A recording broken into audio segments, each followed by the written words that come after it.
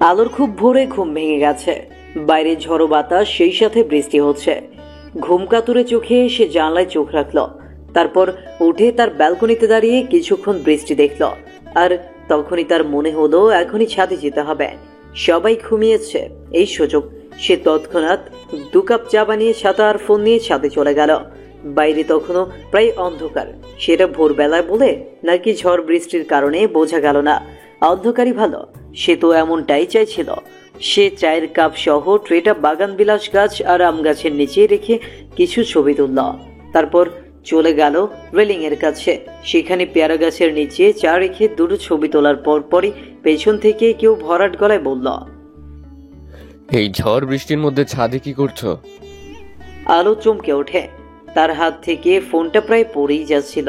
কোনো মতে সেটাকে সামলে নিয়ে পেছনে তাকিয়ে দেখলো বাড়িওয়ালার ছেলে তুর্য ভাইয়া দাঁড়িয়ে আছে। সে মনে মনে বলল, উফ জানেমান, এভাবেই ভয় পাই দিতে হয়। জানেন হৃদয়ে কি হাঙ্গামা হয়ে যাচ্ছে। কিন্তু মিস্টার রসগোল্লা এত সকালে এখানে কি করতে এসেছে? এমনিতে আবহাওয়া রোমান্টিক, তার উপর এর উপস্থিতি আমার হার্ট অ্যাটাক করিয়ে ছাড়বে নাকি।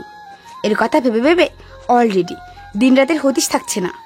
তার উপর এই রোমান্টিকতা সহ্য করবো কিভাবে? এমন সময় তুর্য অসহনীয় হয়ে ধমকের গলায় বলল, এই ঝড় বৃষ্টির মধ্যে ছাদে কি করছো? কি হলো, এমন মূর্তির মতো দাঁড়িয়ে আছো কেন? না মানে কি করছিলে ওখানে? ঝড় বাদলের মধ্যে লুকিয়ে সুইসাইড করতে এসেছো? আলোর রাগ হলো, বলবার জন্য আর কোনো প্রশ্ন পেল না। সে কপাল কুঁচকে বলল, সুইসাইড করতে আসবো কোন দুঃখে? সুইসাইড কেউ সুখে করতে আসে নাকি? জানি না, আমি তো আর কোনোদিন সুইসাইড করতে যাইনি। তাহলে কি করতে এসেছো এখানে? ঝড় বৃষ্টির ছবি তুলতে এসেছিলাম। ছবি তোলার সাবজেক্টের এত অভাব পৃথিবীতে? মাই গড। এটা অভাব নয়, ডিফারেন্ট কিছু করার চেষ্টা। ডিফারেন্ট কিছু করার নামে ছাগলামো করার মধ্যে কিছু পার্থক্য আছে। যাই হোক, চা 2 কাপ কেন? আর কে আছে সাথে? আলো চোখ শুরু করে বলে, সাথে কেউ নেই, আমি একাই 2 কাপ চা খাই। চা কখনো খাওয়া যায় না, ওটা পান করতে হয়। আর কেউ কখনো একসাথে 2 কাপ চা পান করে না, সেক্ষেত্রে মগ ইউজ করে। তোমাদের বাসায় মগ নেই নাকি? তুমি আসলে কিছু লুকোচ্ছ। আলো কিছু বলতে যাবে এমন সময় ঝড়ের বেগ হুট করেই বেড়ে গেল। তীব্র বাতাসে আলো তার ছাতা সামলাতে হিমশিম খেতে লাগলো। কিছুক্ষণ পর সেটা উড়ে গেল হাওয়ায়। আলো আতঙ্কিত চোখে সেই দিকে তাকিয়ে থেকে চিৎকার করে বলল। ততক্ষণে সেটা 2টো বিল্ডিং পার হয়ে চোখের আড়াল হয়ে গেল। কোথায় গিয়ে থামবে কে জানে। সে তখন তুর্যর দিকে ফিরে বলল, আমার ছাতা, আপনার জন্য আমার ছাতাটা উড়ে চলে গেল। আমার জন্য মানে? আমি কি করেছি? আপনি এসে এত কথা না বলে আমার ছাতার নিচে এসো, নয়তো বাতাস তোমাকে উড়িয়ে নিয়ে যাবে। আমার ছাতার নিচে? আপনার এত কাছে? ভিজে আমার ঠান্ডা লেগে যাবে বলে ভাবছে। ইস কি মায়া, কি ভালোবাসা আমার জন্য। আহা, আমি পারি না আর পারি না। বলবো আমার ছাতার নিচে কেন যাব? ভিজে ঠান্ডা লাগবে সেই জন্য বলছি, এতটা ভাবার দরকার নেই। ভেজা জামা কাপড় গায়ের সাথে লেপটে যাচ্ছে, সেটা দাঁড়িয়ে দাঁড়িয়ে দেখে যাওয়া আমার জন্য মোটেও শোভনীয় নয়। আলোর ততক্ষণে হুঁশ হলো। সে দ্রুত নিজেকে গুটিয়ে ফেলে সেখান থেকে চলে যেতে নিলে তুর্য পেছন থেকে বলল, ও হ্যালো, ছবি তুলতে এসেছিলে নাকি গাছের আম চুরি করতে এসেছিলে? কাপ ফেলেই চলে যাচ্ছ যে, নাকি ওগুলোকে উড়িয়ে দেবার ইচ্ছে? উড়ে যাক, সাথে আপনি উড়ে যান। বলে আলো ওগুলো না নিয়েই চলে যাচ্ছিল। কিন্তু তুর্য ওকে থামিয়ে চায়ের ট্রেটা এনে ওর হাতে ধরিয়ে দিয়ে বলল, আমারও তো ওড়ার শখ নেই, বুঝেছো? যাও এখন। আলো ট্রে হাতে ছাদের মাঝ বরাবর আসতেই বাতাসের বেগ এত বাড়লো যে সে থেমে গেল। আগাতে সাহসও ছিল না। তুর্য এসে ওর পাশে দাঁড়িয়ে বলল, চলো। আলো চুপচাপ তার পাশে হেঁটে চলল। তুর্য বিড়বিড় করে বলল, কাছে আসার বাহানা বুঝি না ভেবেছে? মা এইসব পিচ্ছি বাচ্চাকে কেন যে ছাদের চাবি দিয়ে বসে, কবে কোন বিপদে পড়বে কে জানে। তারপর সিঁড়ির কাছে এসে হনহন করে চলে গেল আলোকে পেছনে ফেলে। আলো তখন দাঁত কিরমির করে পেছন থেকে হাত উঁচু করে তুর্যকে চড় দেখানোর ভঙ্গি করে মনে মনে রাগের ঝাল মেটালো। বাসায় ঢুকে আলো দ্রুত চেঞ্জ করে নিল। তার হাঁচি শুরু হয়ে গেছে অলরেডি। যদিও বের হওয়ার আগে মায়ের ফোনে মেসেজ পাঠিয়ে গেছে যে সে ছাদে যাচ্ছে, তবুও মা উঠে যাওয়ার আগে নিজেকে গুছিয়ে ফেলতে হবে। সে চেঞ্জ করে বিছানায় চলে গেল। এখন কিছুক্ষণ শুয়ে না থাকলে সর্দি লেগে যাবে। সে বিছানায় শুয়ে কিছুক্ষণ আগে তোলা ছবিগুলো দেখতে লাগলো। ছবিগুলো খুব সুন্দর এসেছে। সেখান থেকে কিছু ছবি বাছাই করলো। এগুলো এখনই ফেসবুকে আপলোড করবে। ক্যাপশনে লিখবে, শান্তিতে দুটো ছবিও তোলা যায় না, যেখানে সেখানে গন্ডার ঢুকে পড়ে। তারপর মনে মনে হাসলো, মিস্টার রসগোল্লা, আজ আমার পোস্টে দিই সাহারিয়ে। তারপর ফেসবুক স্ক্রোল করতে লাগলো। এমন সময় দেখে মিস্টার রসগোল্লা তারই দুটো ছবি আপলোড করেছে 15 মিনিট আগে।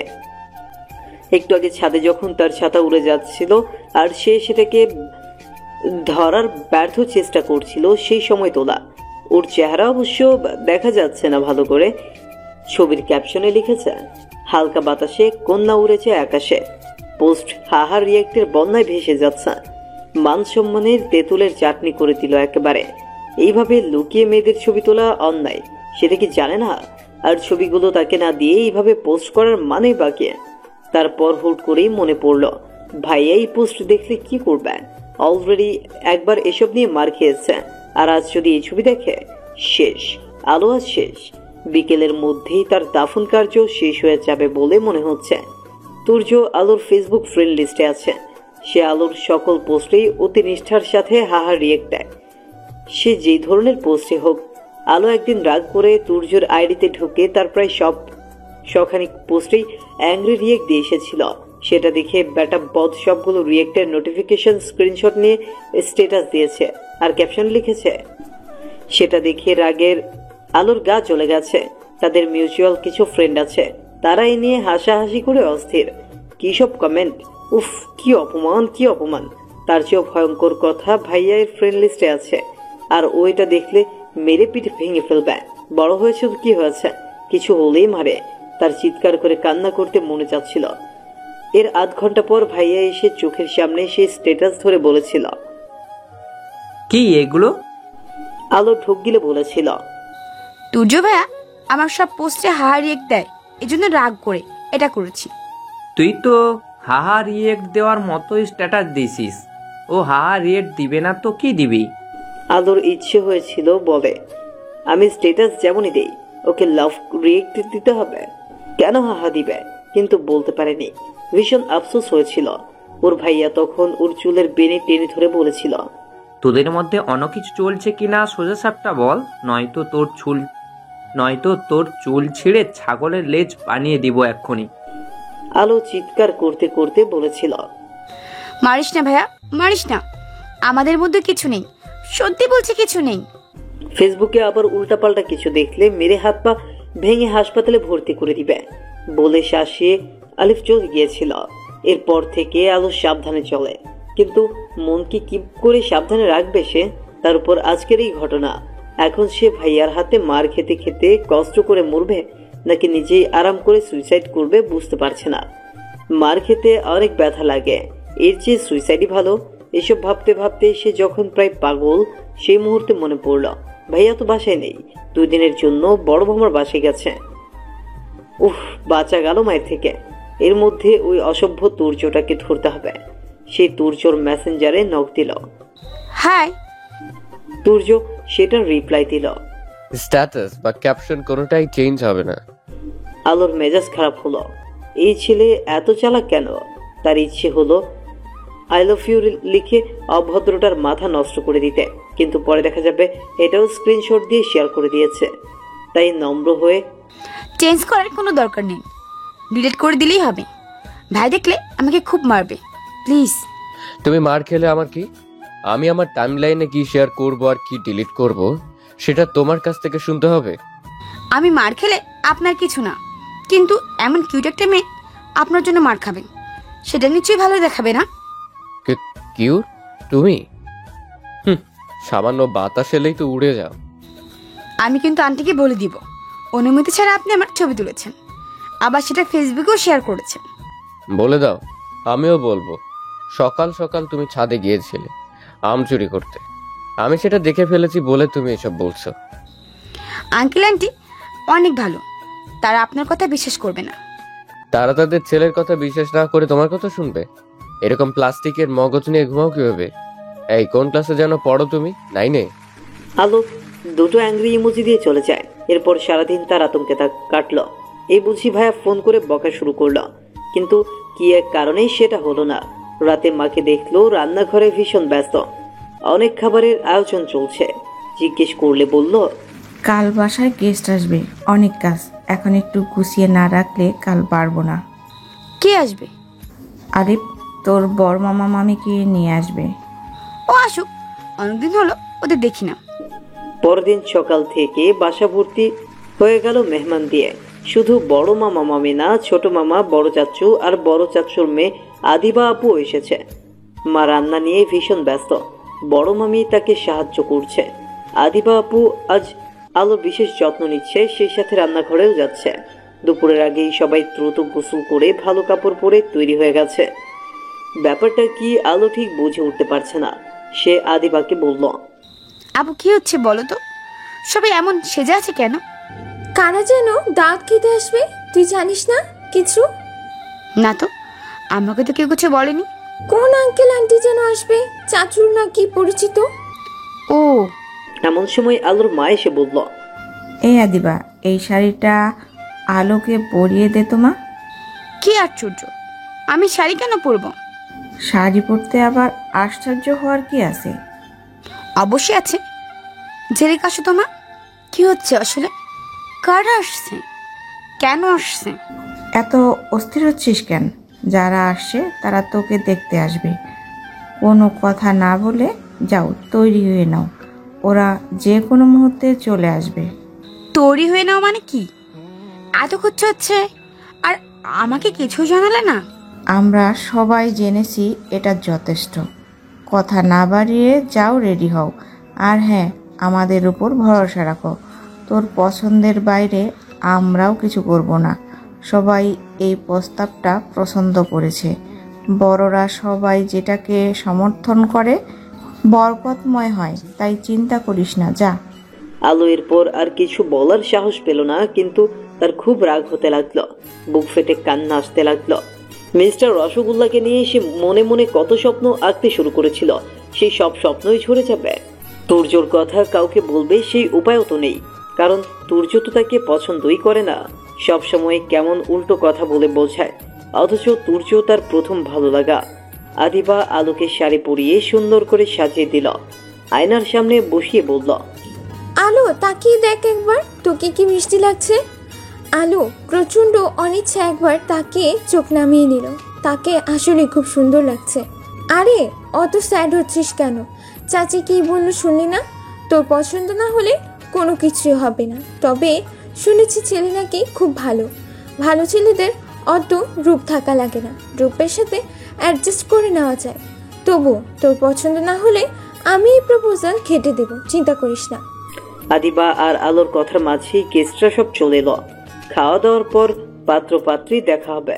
আদিবা এক ফাঁকে আড়াল থেকে পাত্র দেখিয়ে এসে বলল, আলো তোর কি ভাগ্য রে, এই ছেলে তো পুরাই কিলার। শুধু ভালোই না, সেই হ্যান্ডসাম, গুড লুকিং। আমার তো বুকে আনচান আনচান করছে।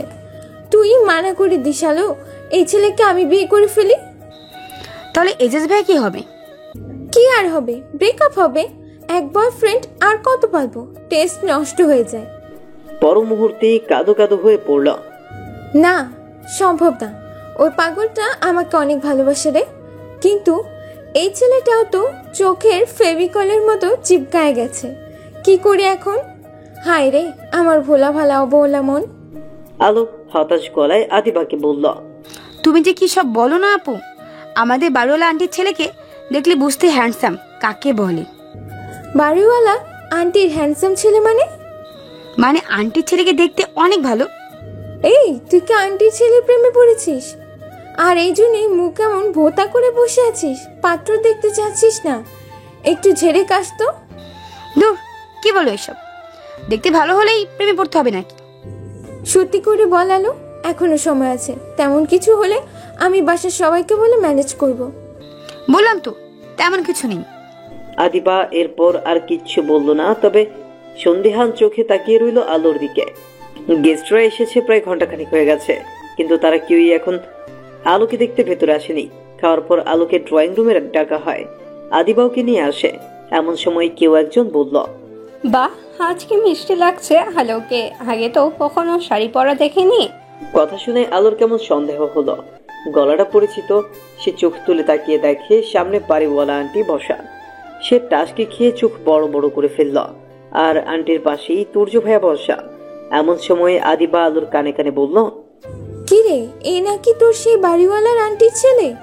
এখন বল, পাত্র পছন্দ হয়েছে নাকি আমার জন্য বলবো চাচিকে? ছেলে কিন্তু অলরেডি আমার দিকে বারবার তাকাচ্ছে। বলে আদিবা চাপা গলায় হেসে ফুটুপুটে হচ্ছে। আলোকে চাপা ধমক দিয়ে বলল, ও মোটেও তোমার দিকে তাকায়নি, ওসব অল জোকস অন্য কোথাও চালাও।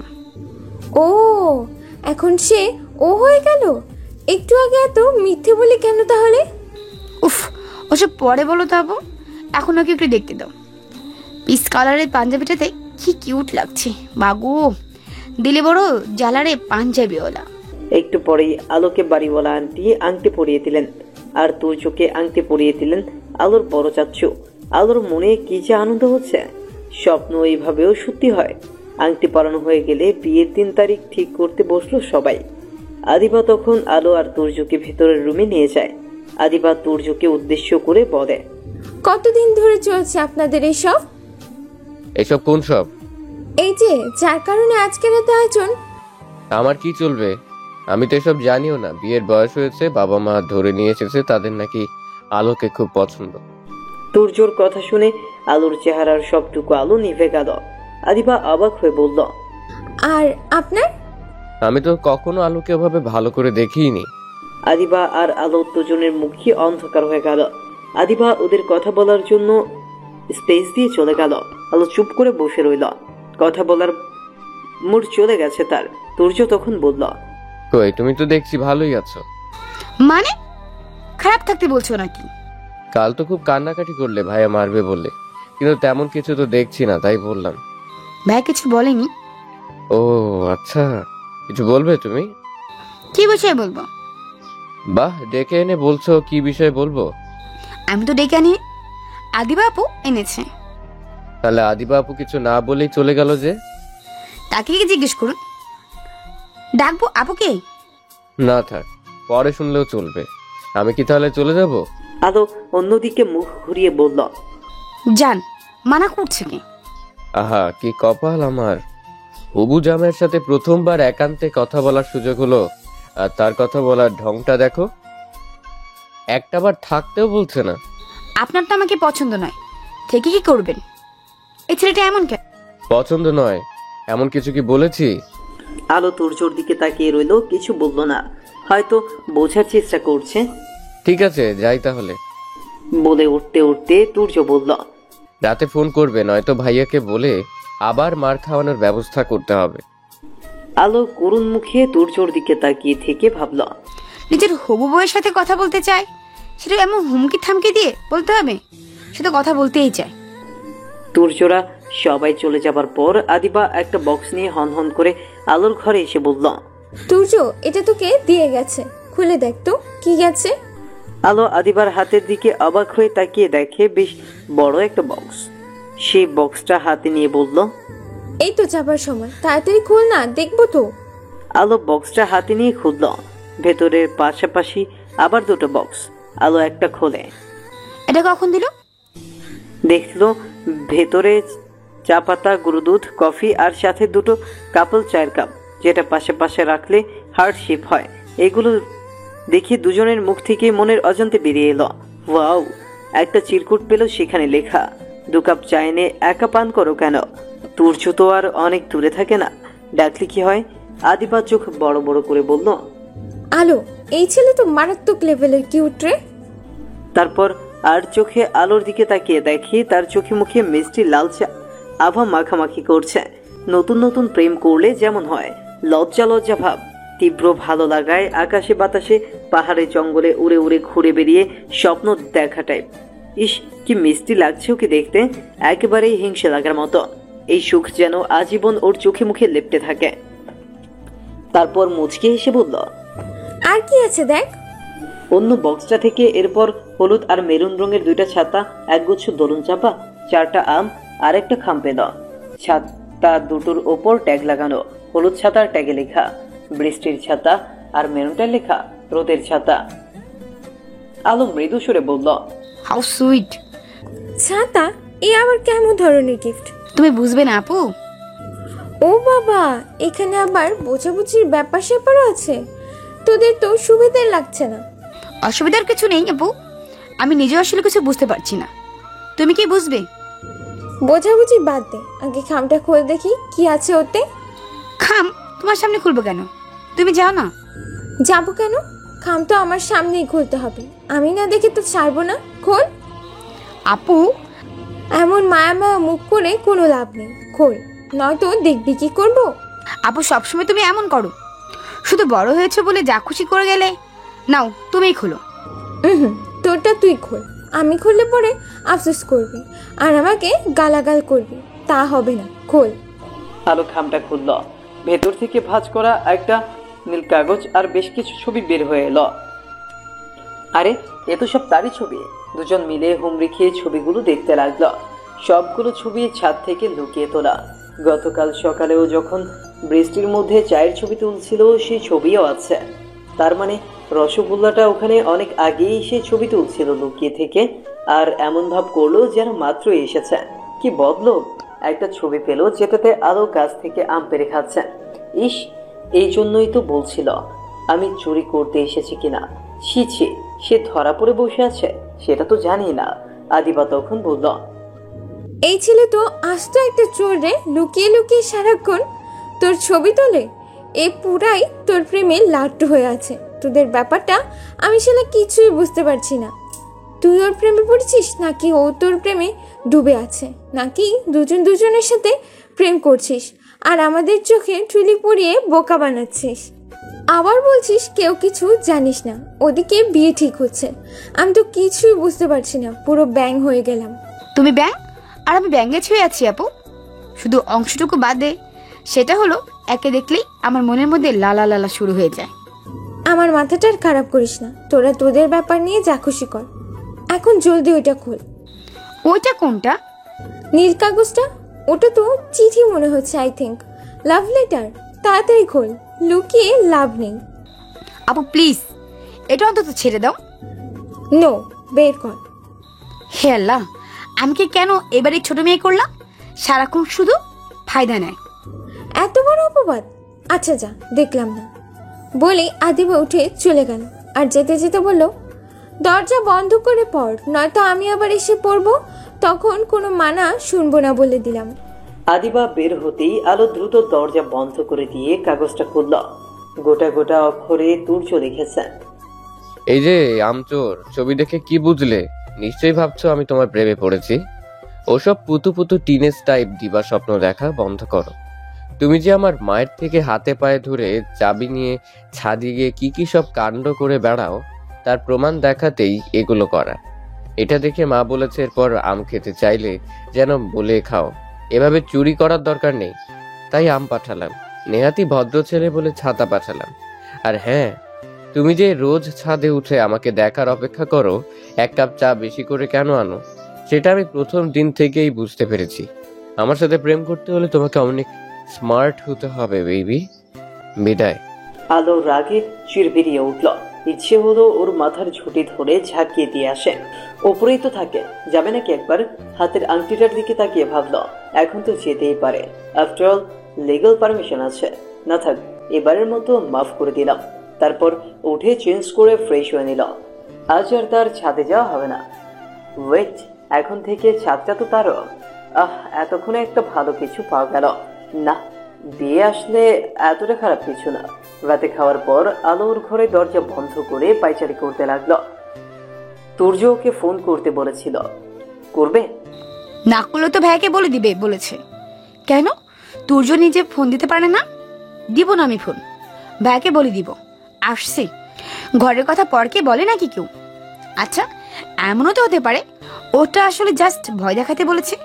ওকে, ফোন তো তোমাকে দিতেই হবে রসগোল্লা। বলে আলো শক্ত হয়ে বসে রইল। এমন সময় আলিফ মেসেঞ্জারে নক দিয়ে বলল, কিরে কি করিস? কিছু না। তুর্যর সাথে কথা হয়েছে? আলো বসা থেকে লাফ দিয়ে দাঁড়িয়ে গেল। তুর্য ভাইয়া কি ভাইয়াকে কিছু বলেছে? এই ছেলেটা আসলেই এত বাজে। কিরে কথা বলিস না কেন?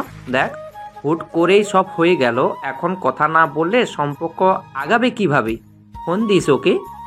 আলো তখন কিছুক্ষণ সময় নিয়ে ভেবে তুর্যর মেসেঞ্জারে নক দিল। এই মেয়ে, সালাম দাও না কেন? আর মেসেঞ্জারে কি? আমি তো তোমাকে ফোন করতে বলেছিলাম। ফোন দেওয়ার জন্য নাম্বার থাকতে হয়, সাথে ইচ্ছেটাও থাকতে হয়। মার কাছ থেকে বলে বলে ছাদের চাবি তো ঠিকই নিয়েছো। সাথে চাবি নেওয়া আর কারোর ফোন নাম্বার নেয় এক বিষয়। ওটা স্রেফ বাহানা, নইলে এখন তো চাইতে পারতে। আমাকে আপনার নাম্বারটা প্রদান করুন প্রিয়। এই মুহূর্তে আমি আপনার গুনাহগার, মহাপাপী। আজ আমি পরিচালক দেলোয়ার জাহান জন্টুর সাথে আমার পরিচয় থাকতো, তাহলে তিনি নিশ্চয়ই আমার কাছে আপনার নাম্বার না থাকার শোষণীয় দুরবস্থা দেখে উঠবি বউ কেন আসামি নামক একটা সিনেমা বানিয়ে ফেলতেন। শাহিনশাহ, জাহাপনা, আলামপনা, বাদশাহ, অলিশা, সুফি, তুর্য বিন শেষা, আমার গোস্তামিকে মাফ করবেন, আমার গোস্তাকিকে মাফ করবেন। আমাকে আপনার গুরুত্বপূর্ণ নাম্বারটা দিয়ে কৃতার্থ করুন, ধন্য করুন, জিন্দেগি বরবাদ করে দিন, সরি জিন্দেগি সফল করুন। এর অন্যর্থে আমি মরে যাব। আমার শ্বাস আটকে আছে আপনার নাম্বারের প্রতিটি সংখ্যার ভাজে ভাজে। প্লিজ আমাকে বাঁচিয়ে তুলুন। খুবই বাজে ধরনের ন্যাকামো হয়েছে, নেক্সট টাইম ভালো করে ট্রাই করবে। তুর্য সাথে সাথে রিপ্লাই দিল। বলে তুর্য ওর নাম্বারটা দিল। আলোর ইচ্ছে হলো মোবাইলটা তুর্যর কানের নিচে ছুঁড়ে মারে। সে বড় বড় শ্বাস নিল 5 মিনিট, তারপর কল দিল। তুর্যর সাথে সাথেই ওর কল কেটে দিয়ে ফোন ব্যাক করলো। আলো সালাম দিয়ে চুপ রইল। কি হলো, কথা বলো। আমি পারি না, আপনিই বলুন। আমি যদি বলবো তাহলে তুমি ফোন করেছো কেন? আরে ফোন তো আপনিই করতে বললেন। আমি তো তোমাকে কথাও বলতে বলছি। আপনি লুকিয়ে লুকিয়ে আমার ছবি তুলছেন কেন? সেটা তো লিখেই দিয়েছি, নাকি পড়তে পারো না? যা লিখেছেন মোটেও সত্যি নয়। আর তুমি যে নিজে ছাতা উড়িয়ে দিয়ে আমার উপর দোষ চাপালে তখন খুব সত্য হলো না? আপনাকে দেখে খুব ভদ্র ভেবেছিলাম, এখন কি মহাপুরুষ মনে হচ্ছে? এটা মহা জামিল মনে হচ্ছে। বলে আলো ফোন রেখে দিল আর তুর্য হাসতে লাগলো। না, খুব বেশি করে ফেলেছে। বেচারা ওকে জালিম ভাবছে রীতিমতো। দুশ্চিন্তায় রাতের ঘুমটাও হয়তো চলে যেতে পারে। সেটা উচিত হবে না। তখন একটা মেসেজ পাঠালো। আমি আমার ব্যক্তিগত সম্পদের ছবি তুলেছি, তাতে কারো পারমিশন নেওয়া বা আপত্তি থাকার কথা নয়। থাকলেও তুর্য সেটা মানতে নারাজ। Congratulations for your engagement. কিন্তু আলো মেজাজ খারাপের কারণে মেসেজ সিন না করেই শুয়ে পড়ল। অনেক রাত হয়ে গেছে, অথচ আলোর ঘুম আসছিল না। তুর্যর ভাবনা তাকে দিশেহারা করে দিচ্ছে। ছেলেটাকে তার কি পছন্দ ওটাই না ছিল। হ্যাংলা পাতলা গরনের, লম্বা চওড়া, চশমা পরা, শান্ত স্বভাবের ছেলে। সিল্কি সিল্কি বড় বড় চুলগুলো কপালের ওপর শুয়ে থাকে। দেখলেই এলোমেলো করে দিতে ইচ্ছে করে। এত কিউট একটা ছেলে, অথচ কথাবার্তায় কেমন মার মুখে, দাঁত ভেঙে দিতে ইচ্ছে করে। আর তখনই মনে পড়লো তুর্যর মেসেজটা সে এখনো সেন্ড করেনি। ফোন হাতে নিয়ে মেসেজ ওপেন করতেই তার চোখ ছানা বড়া হয়ে গেল। এই মার মুখে ছেলেটা লিখেছে এইসব। মাই গড, হাউ রোম্যান্টিক! এ তো দেখছি পুরোই উপন্যাসের নায়কের মতো রোম্যান্টিক। আর কাজ কারবার সব তামিল মুভির ভিলেনের মতো। তার মাথায় গুনগুন করে গান বেজে উঠল। আচ্ছা, সে কি তুর্যর মেসেজে রিপ্লাই দিবে? কি লিখবে? ধুর, তার চেয়ে মেসেজ আনরিড করে রাখো।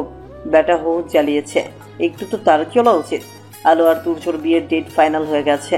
প্রায় মাসখানিক পর তাদের বিয়ে। আলোর পরিবার চেয়েছিল আরো 1 মাস পর বিয়েটা দিতে, যাতে তারা ততদিনে তাদের বাড়ির কাজটা দ্রুত শেষ করে ফেলতে পারে। নতুন বাড়িতে উঠেই বিয়ে হবে, কিন্তু তুর্যর পরিবার চাইলেও যত তাড়াতাড়ি সম্ভব বিয়েটা হয়ে যাক। তাই সে অনুযায়ী ডেট ফিক্সড হয়েছে। খুব জোরে সোরে আয়োজন চলছে দুই পরিবারেই। বিয়ের শপিং এর জন্য তুর্যর মা তারান্নুর হোসেন আলোকে বলেছেন সাথে যেতে। তিনি যাবার আগে তুর্যকে একবার জিজ্ঞেস করলেন যাবে কিনা। আলোর সাথে কিছুক্ষণ থাকাও হবে, আবার পছন্দ অপছন্দ গুলো জেনে কেনাকাটা করা যাবে। তুর্য অবাক হয়ে বলল, আমি গিয়ে কি করব? মেয়েদের শপিং এর কি বুঝবো আমি? এখানে বুঝাবুঝির কি আছে? গেলে কিছুক্ষণ একসাথে থাকা হবে, আবার পছন্দ অপছন্দ গুলোও জানা যাবে। এই জন্যই যাবি। মা, অযথা আমাকে টেরো না তো। তোমাদের কেনাকাটা তোমরাই করো। সে তো আমরা করবই, কিন্তু তোর অভ্যাস করতে হবে না। ওসব অভ্যেস সময়েরটা সময়ে দেখা যাবে, এখন পারবো না, তোমরা যাও। বলে তুর্য নিজের ঘরে চলে যায়। গিয়ে আলোকে ফোন দিয়ে বলে, শাশুড়িকে লুটপাট করতে নাকি তার সাথে শপিং এ যাচ্ছ? হ্যাঁ যাচ্ছি, দেখি তিনি কতটা লুটপাট হন। আপনার কিছু লাগবে? লাগলেও আনতে পারবো না। পারবে না সেটা জানি, বলে বোঝানোর দরকার নেই, তবে আমি সেই জন্য ফোন দেইনি। কি জন্য ফোন দিয়েছেন? ঝগড়া করতে? ভালো প্রেমিকা হলে জিজ্ঞেস করতে, গল্প করতে। ভালো প্রেমিকা পেতে হলে ভালো প্রেমিক হতে হয়। ভালো প্রেমিক কিনা প্রমাণ দিব? হ্যাঁ দিন। ঠিক আছে, তবে তার আগে তোমাকে একটা শর্ত পূরণ করতে হবে। আলো সন্দিহান গলায় জিজ্ঞেস করলো, কি শর্ত?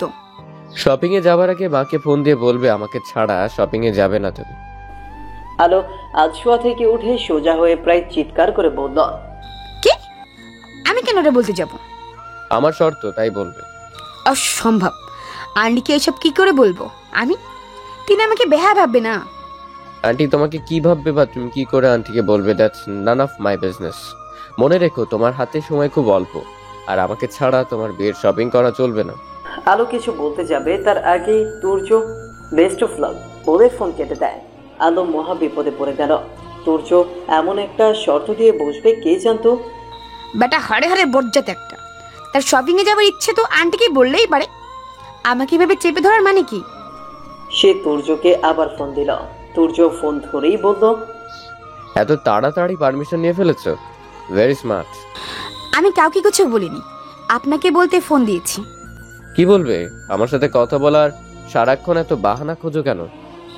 বাহানা করেছে, বেশ করেছে, আরো করবো। কোনো সমস্যা? মিষ্টি করে কথা বললে সমস্যা হবার কথা না, কিন্তু এভাবে বললে তো অবশ্যই সমস্যা। শুনুন, আমি আপনার শর্ত মানতে বাধ্য নই। অবশ্যই বাধ্য। শর্ত জানতে চেয়েছো মানেই ওটা তুমি অ্যাগ্রি করে নিয়েছো, তাই যে মুহূর্তে জানতে চেয়েছো সেই মুহূর্ত থেকে মানতে বাধ্য হয়ে গেছো। তাছাড়া ভেবে দেখো একবার, পার্মানেন্ট খ্যাপাটে স্বামী চাই নাকি পার্মানেন্ট রোমান্টিক প্রেমিক চাই? ডিসিশন তোমার হাতে। বাই। বলেই তুর্য ফোন কেটে দিল। আলো পুরোপুরি হতাশ হয়ে গেল। তার একবার মনে হলো আদিবা আপুকে দিয়ে আন্টিকে বলাবে কিনা, পর মুহূর্তেই সেটা বাতিল করে দিল। কারণ শর্ত তো তাকেই পূরণ করতে হবে, কিভাবে বলবে? এমন সময় তুর্য মায়ের ফোন এলো। ফোনের স্ক্রিনে আন্টি নাম দেখি ওর মাথায় একটা আইডিয়া এলো। সে ফোন পিক করলে তারান্নুর হোসেন বললেন, তুমি রেডি হয়েছো? তাহলে এখনই বের হতাম। জি আন্টি, আমি রেডি। একটা কথা। হ্যাঁ বলো। তুর্য ভাই কি যাবে আমাদের সাথে? তারান্নুম হোসেন হেসে বললেন, তোর মেয়ে তুর্য এখনো তোমার ভাইয়া আছে নাকি? শুধু তুর্য বলবে। ওকে বলেছিলাম, কিন্তু কিছুতেই রাজি হলো না, যাবে না বলল। আলো ভীষণ অবাক হলো। তারপর মনে মনে 101টা বকা দিল তুর্যকে এক মুহূর্তে। বেটা আন্টিকে বলেছে যাবে না, আর তাকে শর্তটা দিল কে? তাকে হয়রানি করে খুব আনন্দ পায় বোঝাই যাচ্ছে। এর প্রতিশোধ যদি না নিয়েছে। আলো খুব ধীরে বলল, আন্টি, আপনার ছেলেকে সাথে নিলে ভালো হতো। মা বলেছিল সুযোগ পেলেও ওনার কেনাকাটাও আজ করে ফেলবে। তুর্য তো যেতেই চাইছে না, আর একদিকে তো ওর কেনাকাটা করা যাবে না। আমরা যেতে যাচ্ছি, যতটা পারা যায় আর কি, মা বলেছিল। আচ্ছা আমি বলে দেখি ওকে, কিন্তু রাজি হবে বলে মনে হয় না। তারান্নুম হোসেন তুর্যর ঘরে গিয়ে দেখলেন তুর্য ল্যাপটপ নিয়ে বসে আছে। সে ওর বিছানায় বসে বলল, যা তৈরি হয়ে নে। তুর্য মুচকি হেসে টুপ করে হাসিটা গিলে ফেলে অবাক গলায় বলল, তৈরি হব কেন? আলো বলল তোকেও সাথে নিতে। কেন? ও কি চাইছে আমি ওর ব্যাগ টানবো? এ আবার কি ধরনের কথা? আমরা যাচ্ছি যখন তুইও চল, সুযোগ হলে তোর কেনাকাটাও হয়ে যাবে। কি সুযোগ হলে? তার মানে আমার সাথে সুযোগের সদ্ব্যবহার করা হবে? উফ, ও তাই বলেছে নাকি? সরাসরি তো বলতে পারছে না, তুই গেলে ওর ভালো লাগবে, তাই একটু ঘুরিয়ে পেঁচে বলেছে। এটুকু না বুঝার কি আছে?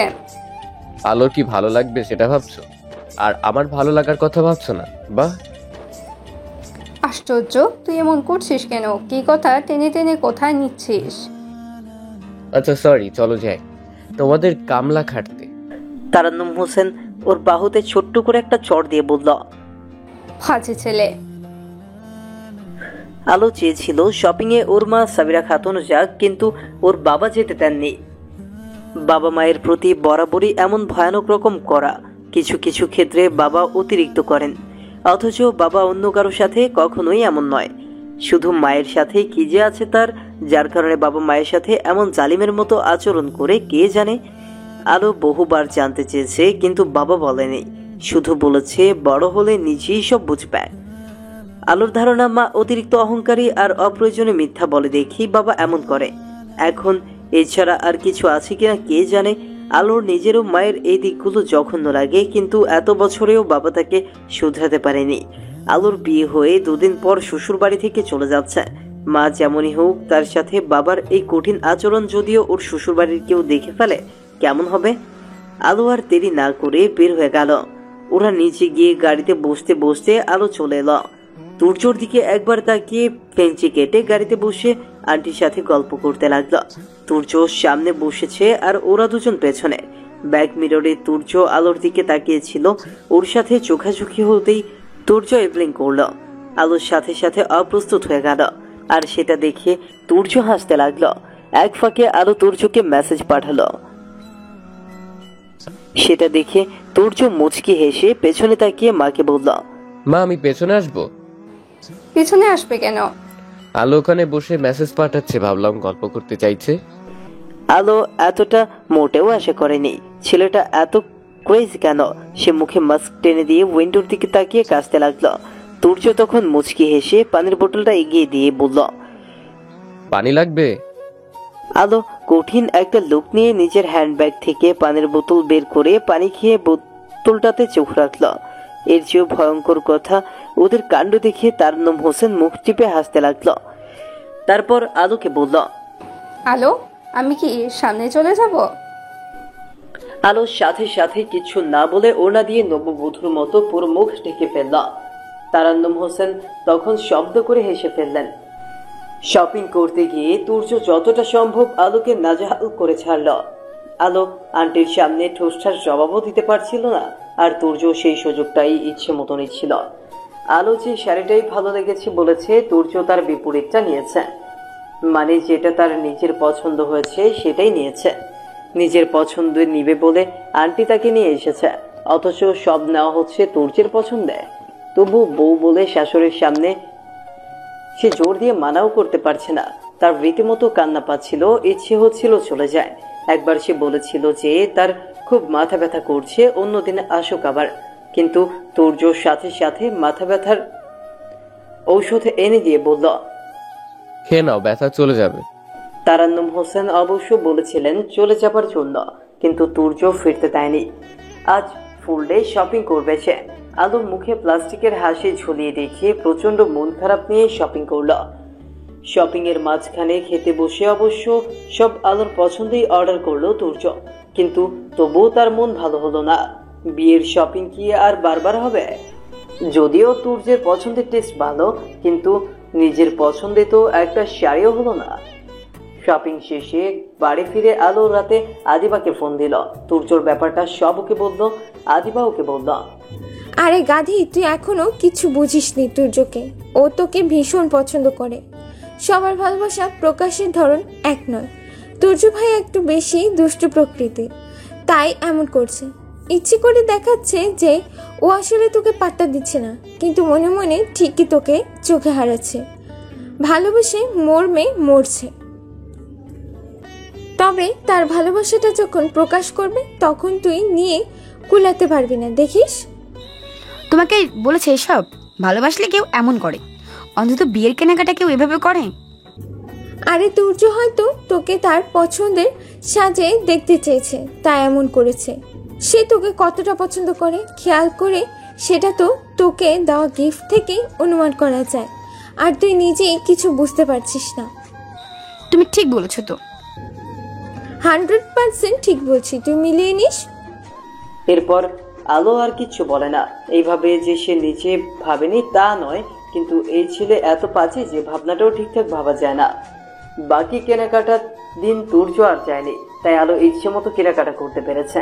কেনাকাটা, পার্লার, দাওয়াত সবকিছু গোছাতে গোছাতে বিয়ের দিন ঘনিয়ে এলো। রাত পেরোলেই আলোর বিয়ে। আলো নিজের ঘরে বসে আছে আর ভাবনারা তাকে ভিড়ের ভেতরে ঘিরে রাখছে। একদিকে যেমন আনন্দ হচ্ছিল, অন্যদিকে পরিবার ছাড়বার বিষণ্ণতা। সে উঠে মায়ের সাথে গল্প করবার জন্য গেল। ডাইনিং রুমের কাছে আসতেই দেখলো বাবা খাচ্ছে আর মা পাশে দাঁড়িয়ে আছে। আলোর খারাপ লাগলো। টেবিলে আরো অনেক রিলেটিভ বসে খাচ্ছিল। বাবা তো এখন এই কাজটা না করলেও পারতো। সেই ছোট্টবেলা থেকে দেখে আসছে বাবা এই কাজটা করে। তিনি যতক্ষণ খাবেন মাকে তার পাশে দাঁড়িয়ে থেকে কি লাগবে না লাগবে সব তুলে দিতে হবে। বাবা হাত বাড়িয়ে কখনো পানির গ্লাসটাও তুলে নেয় না, সব সময় মায়ের ওপর ডিপেন্ড করে। এই ডিপেন্ড করাটা কখনো ভালোবাসা থেকে আসে না। কি যে বাবার মনে জমা আছে মায়ের প্রতি, যার বহিঃপ্রকাশ কেবল মাকে অপমান করলেই হয়। অথচ তারা নিজেরা ভালোবেসে একে অপরকে বিয়ে করেছিল। আলোর একটু কষ্ট হলো। তার বাবা কিন্তু চমৎকার একজন মানুষ, সবার খুব কেয়ার করে। শুধু মায়ের বেলায় এমন। ছোটবেলা থেকেই দেখেছে মা প্রচন্ড অহংকারী। তিনি যথেষ্ট সুন্দর বলেই অহংকারটা সেখান থেকে আসে কিনা কে জানে। তার মা খুব শক্ত প্রকৃতির, কখনো কখনো ফুল সন্দেহ স্বার্থ কম। নিজের স্বার্থে সে যা খুশি করতে পারে। খুব সম্ভব এটাও একটা কারণ যার জন্য বাবা তাকে পছন্দ করে না। এসব কারণে মায়ের উপর তার নিজেরও রাগ হয়। বিবেকের চক্ষু বন্ধ নয়, সে সবই দেখতে পায়। সে একটা দীর্ঘশ্বাস ফেলে নিজের ঘরে চলে গেল। ওর ঘরে সব কাজিনরা বসে আছে, তারা ওকে ঘিরে ধরল। আজ রাত কেউ ঘুমোবে না, সবাই গল্প করে গান গেয়ে মাস্তি করে কাটিয়ে দিবেন। আলোর ছোট চাচার মেয়ে ফারিয়া খুব ভালো চা বানাতে পারে। তার কাজ হলো 1 ঘন্টা পর পর সবাইকে চা খাওয়ানো। অলরেডি সে 3 বার চা বানিয়ে ফেলেছে, তারপর বিলিয়েছে। চতুর্থবার চায়ের চুলকানিতে চা চাইলে সে চেঁচিয়ে চাচা চাচিকে বলে 4 জন করে 4 তলা থেকে চৌরাস্তার চৌমাথায় 4 চাকার নিচে চাপা দিয়ে চলে আসবে। ওর কথায় সবাই হেসে চেঁচিয়ে বলেছে, এত বড় রচনা শোনাবার সুখে আমাদের আরো 1 কাপ চা চাই। ফারিয়া পারবো না বলে চুপ করে বসে রইল। এমন সময় আলোর ফোনে তুর্যর মেসেজ এলো। ছাদে এসো। মেসেজ পড়ে আলোর কপাল কুঁচকে গেল। বাড়ি ভর্তি মানুষের মধ্যে আলো এখন কি করে ছাদে যাবে? এখন রাত 12টার বেশি বাজে। এত রাতে কি চাইলো? আলো লিখল, এখন কিভাবে আসবো? পারবো না। তুর্য রিপ্লাই দিল, তোমার কাছে কোনো অপশন চাওয়া হয়নি, আসতে বলেছি আসবে। অযথা বাড়ি ভর্তি লোকের বাহানা দিও না। আলো একটু ভীতু হলো এটা বলে, কারণ এই ছেলে ভয়ানক রকম আলোর মাইন্ড রিড করতে পারে। আর গত রাতে আলো তুর্যকে নিয়ে এমন একটা স্বপ্ন দেখেছে, এখন ওর সামনে যেতেও ভয় হচ্ছে যদি বুঝে ফেলে। কিন্তু জাহাপনার হুকুম অমান্য করাও যাবে না। দেখা যাবে নিজেই চলে এসেছে, তারপর ধুম করে সবার সামনে এমন কিছু বলে বসবে যে আলোর মুখ লুকাবার জায়গা থাকবে না। সে মনে মনে তুর্যর উপর রাগ ঝাড়তে ঝাড়তে উপরে গেল। যেতে যেতে মেসেজ লিখল, আসছি, সাথে অন্য কেউ নেই তো? তুর্য রিপ্লাই দিল, কেন আমাকে একা পাওয়ার ইচ্ছে? অন্ধকারে সুযোগ নেবে বলে ভাবছো না তো? কোনো কথা সহজভাবে বললে কি গলা ব্যথা হয় আপনার? মেসেজ লেখার সাথে গলার ব্যথার সম্পর্ক কি করে আবিষ্কার করলে? তোমাকে তো নোবেল প্রাইজ দেওয়া উচিত। সেই মুহূর্তে আলো ছাদে উপস্থিত হলো। এসে এদিক ওদিক তাকিয়ে তুর্যকে কোথাও দেখতে পেল না। আলোর ভয় হলো তুর্য ওকে মিথ্যা বলে ডেকে আনেনি তো। ও তো মেসেজ পেয়েই ফট করে চলে এসেছে, কিন্তু তুর্য তো বলেনি এখনই আসতে হবে। ছাদ ভর্তি গাছগাছালি, এখানে কেউ লুকিয়ে থাকলে অন্ধকারে খুঁজে পাওয়া দুষ্কর। এত রাতে তুর্য নিশ্চয়ই এমন মজা করবে না। সে গলা বাড়িয়ে ডাকল, কোথায় আপনি? আমি এসেছি। এমন সময় তুর্য ওর পেছনে এসে বলল, এত চেঁচাচ্ছ কেন? হুট করে এইভাবে পেছন থেকে বলায় আরো তীব্রভাবে ভয় পেয়ে গেল। এত জোরে ভয় পায় কেউ? এমন করলে ভয় পাবো না?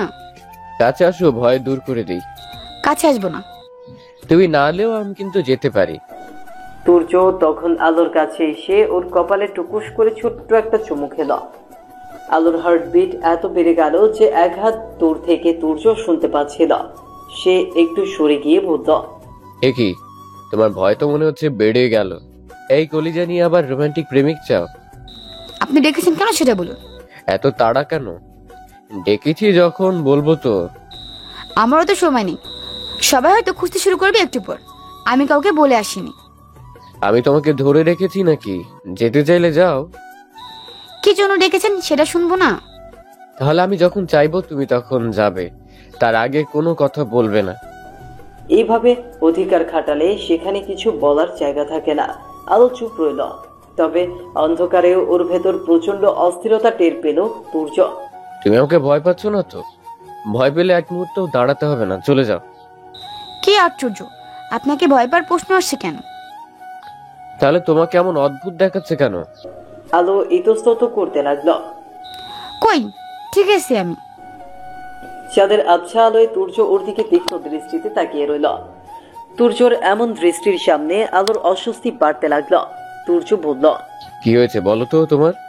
কিছু না তো। তুর্য আরো কিছুক্ষণ ওর দিকে তাকিয়ে থেকে বলল, আর কয়েক ঘন্টা পর আমার সাথে তোমার বিয়ে হচ্ছে, আর তুমি এই মুহূর্তে এমন ভাব করছো। আচ্ছা, আমাকে নিয়ে রোমান্টিক স্বপ্ন টপ্ন দেখছো না তো? আলোর এবার ঘাম ছুটে গেল।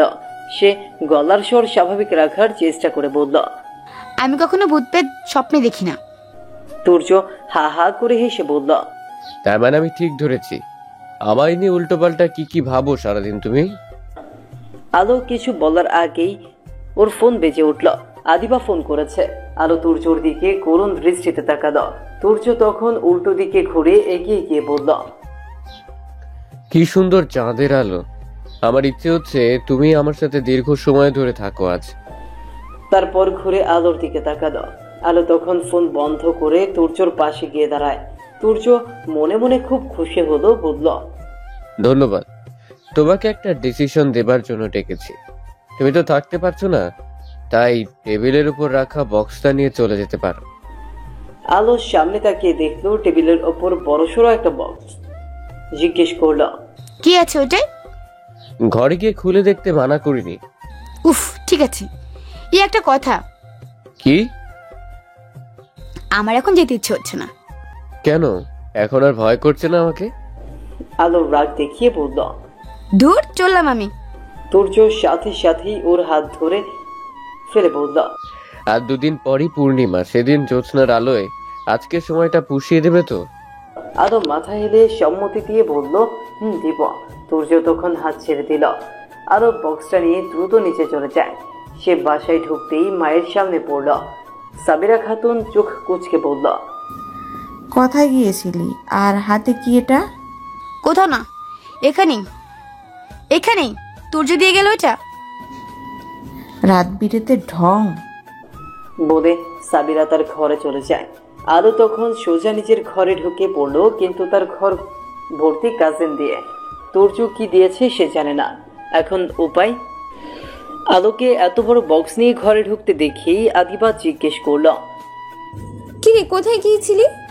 খুঁজে খুঁজে সব হয়রান। আর হাতে এটা কিসের বক্স? কোথায় পেলি?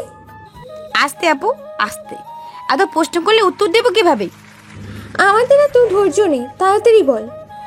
তুর্য ডেকেছিল। সবাই একসাথে বলল, ও। আলো লজ্জায় লাল নীল হয়ে গেল। সেটা দেখে সবাই হেসে কুটি কুটে। সবাই মিলে প্রশ্নবাণী জর্জরিত করতে লাগলো আলোকে। একটা করে প্রশ্ন আসে আর সবাই হেসে গড়াগড়ি যায়। ফারিয়া বলল, আপু, বক্সটা খোলো না, দেখি আমাদের রোমান্টিক হিরো কি পাঠালো তোমাকে। আলো বুঝলো বক্স এদের সামনে না খুলে উপায় নেই। তার বক্সটা খুলল। খুলতেই আলো ভীষণ অবাক হলো, কারণ বক্সের দুইটা শাড়ি আছে, যা আলো বিয়ে আর ভূবাতের জন্য পছন্দ করেছিল, কিন্তু তুর্য সেটা নিতে দেয়নি।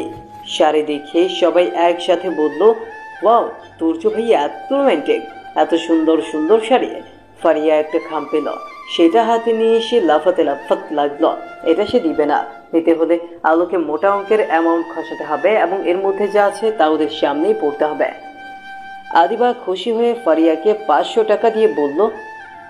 অতঃপর আলো 1000 টাকা দিয়ে ওর কাছ থেকে খামটা নিল। নিয়ে করুণ মুখে বলল, তোরা সবাই জানা এটা আমি একা খুলি। সবাই একসাথে চেঁচিয়ে বলল, না। আলো খামটা খুললো, সেখানে ছোট্ট একটা চিঠি। আদিবা বলল, জোরে জোরে পড়, আমরা সবাই শুনবো। আলো পড়তে লাগলো। আমি জানি এই চিঠি তুমি একা পড়তে পারবে না। তোমার উদ্ভট আর ফাজিল মার্কা কাজিনরা তোমাকে চেপে ধরবে তাদের পরে শোনাতে। তারা যে রোমান্টিক চিঠি আশা করছিল সেটার গুড়ে বালে দিতেই এই চিঠি। তাদের বলে দাও আজ তোমাকে চিঠি পড়ে শোনাতে, ফোর্স করবার শাস্তি আগামীকাল পাবে। আর তোমার চিঠি জমা রাখা আছে, নো টেনশন। চিঠি দেখে সবার মুখ চুপ হয়ে গেল আর আলো হা হা করে হাসতে লাগলো। বলল, একদম উচিত কাজ হয়েছে। এই না হলো আমার হিরো। সে গুনগুনিয়ে উঠল। হিরো তোমরা হিরো হে। বাকিরা বলল, ভিলেন জেসা কম না কর। তারপর সবাই হাসতে লাগলো। আপু, টুর্জু ভাইয়া যেমন ছেলে, আগামীকাল ঠিক আমাদের শাস্তি দিয়ে বসবে। প্লিজ আপু, কিছু করো। আমি কি করব? তোদের ঝামেলা তোরা সামলা। আপু, এমন করো না প্লিজ। এই সময় বড় মামি এসে সরকার দলের ক্ষমতার অপব্যবহার করে আড্ডায় মশগুল থাকা সকলকে ছত্রভঙ্গ করে দিল ধমক দিয়ে। সকাল সকাল উঠতে হবে না, ঘুমালে চলবে? আলো তখন শুয়ে পড়ে ভাবতে লাগলো, তুর্য এটা কেন করলো? শাড়ি দুটো তো তখনই নিতে পারতো, শুধু শুধু বাড়তি শাড়ি কেন কিনলো? আর শাড়ি দুটো আজই কেন এইভাবে দিতে হলো? নিশ্চয়ই এর মধ্যে কিছু প্রশ্ন লুকিয়ে রয়েছে। তুর্য সবকিছুতে একটা পজল রাখতে পছন্দ করে, এটাও তেমনই কিছু নিশ্চয়। আলো অনেক ভেবে দেখলো তুর্য নিজের খুশির সাথে আলোর খুশিটাকেও দেখতে চাইছে, সেই সাথে এটাও চাইছে আলো তার পছন্দটা বেশি প্রাধান্য দেয়। কি করে সে দুজনের ভালো লাগার কম্বিনেশন করে? আলো সংকটে পড়ল। শাড়ি দেখে খুব খুশি হয়েছিল যে বিয়েতে নিজের পছন্দে এটা পরবে, কিন্তু এখানে তো এখন মৃত্যু দেখা যাচ্ছে। পরদিন বিয়েতে আলোর কাজিন আর বন্ধুদের তুর্য ভীষণভাবে নাজেহাল করল। তাদের প্রতিজ্ঞা করিয়ে ছেড়েছে আর কখনো আলোকে এইভাবে পচাবে না। তবে যত যাই হোক, সবাই খুব আনন্দ করেছে। রাতে তুর্য তার ঘরে ঢুকে আলোকে বলল, বাতি নিভিয়ে দেই। আলো মনে মনে বলল। ঘরে ঢুকতেই বাতি নেভাতে চাইছে, বাড়ির মতলব কি? তারপরে একটু ভীত গলায় বলল, আপনার ঘরে আপনি অন্ধকারে অভ্যস্ত, কিন্তু আমি তো অভ্যস্ত নই। আলোর গলার স্বর শুনে তুর্য মুচকি হেসে বলল, ডার্টি মাইন্ড, মনে মনে কি ভেবেছো সেটা আমি ঠিকই বুঝেছি।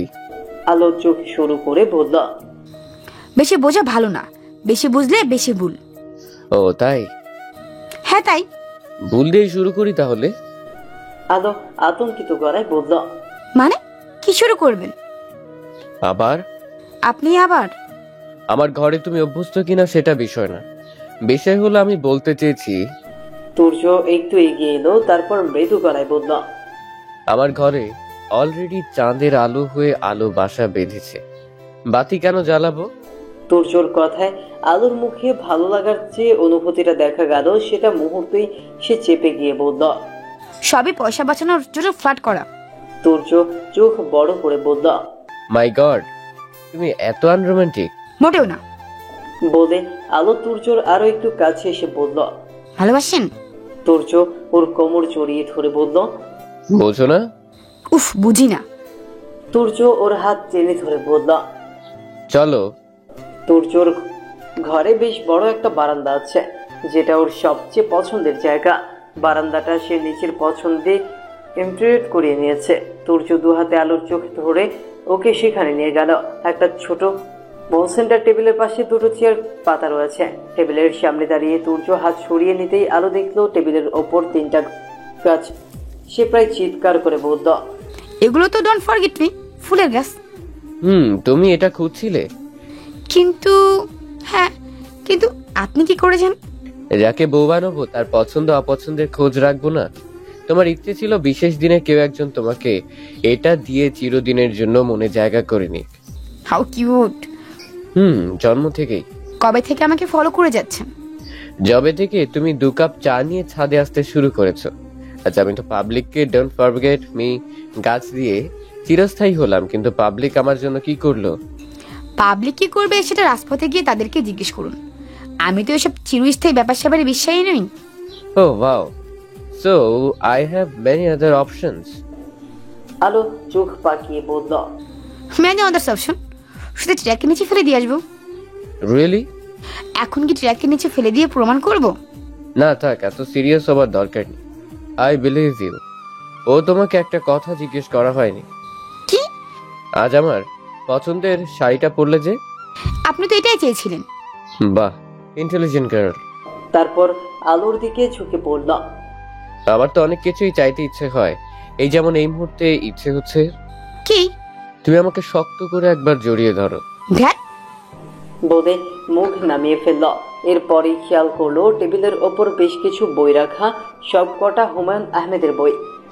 গনে দেখলো 12টা বই আছে।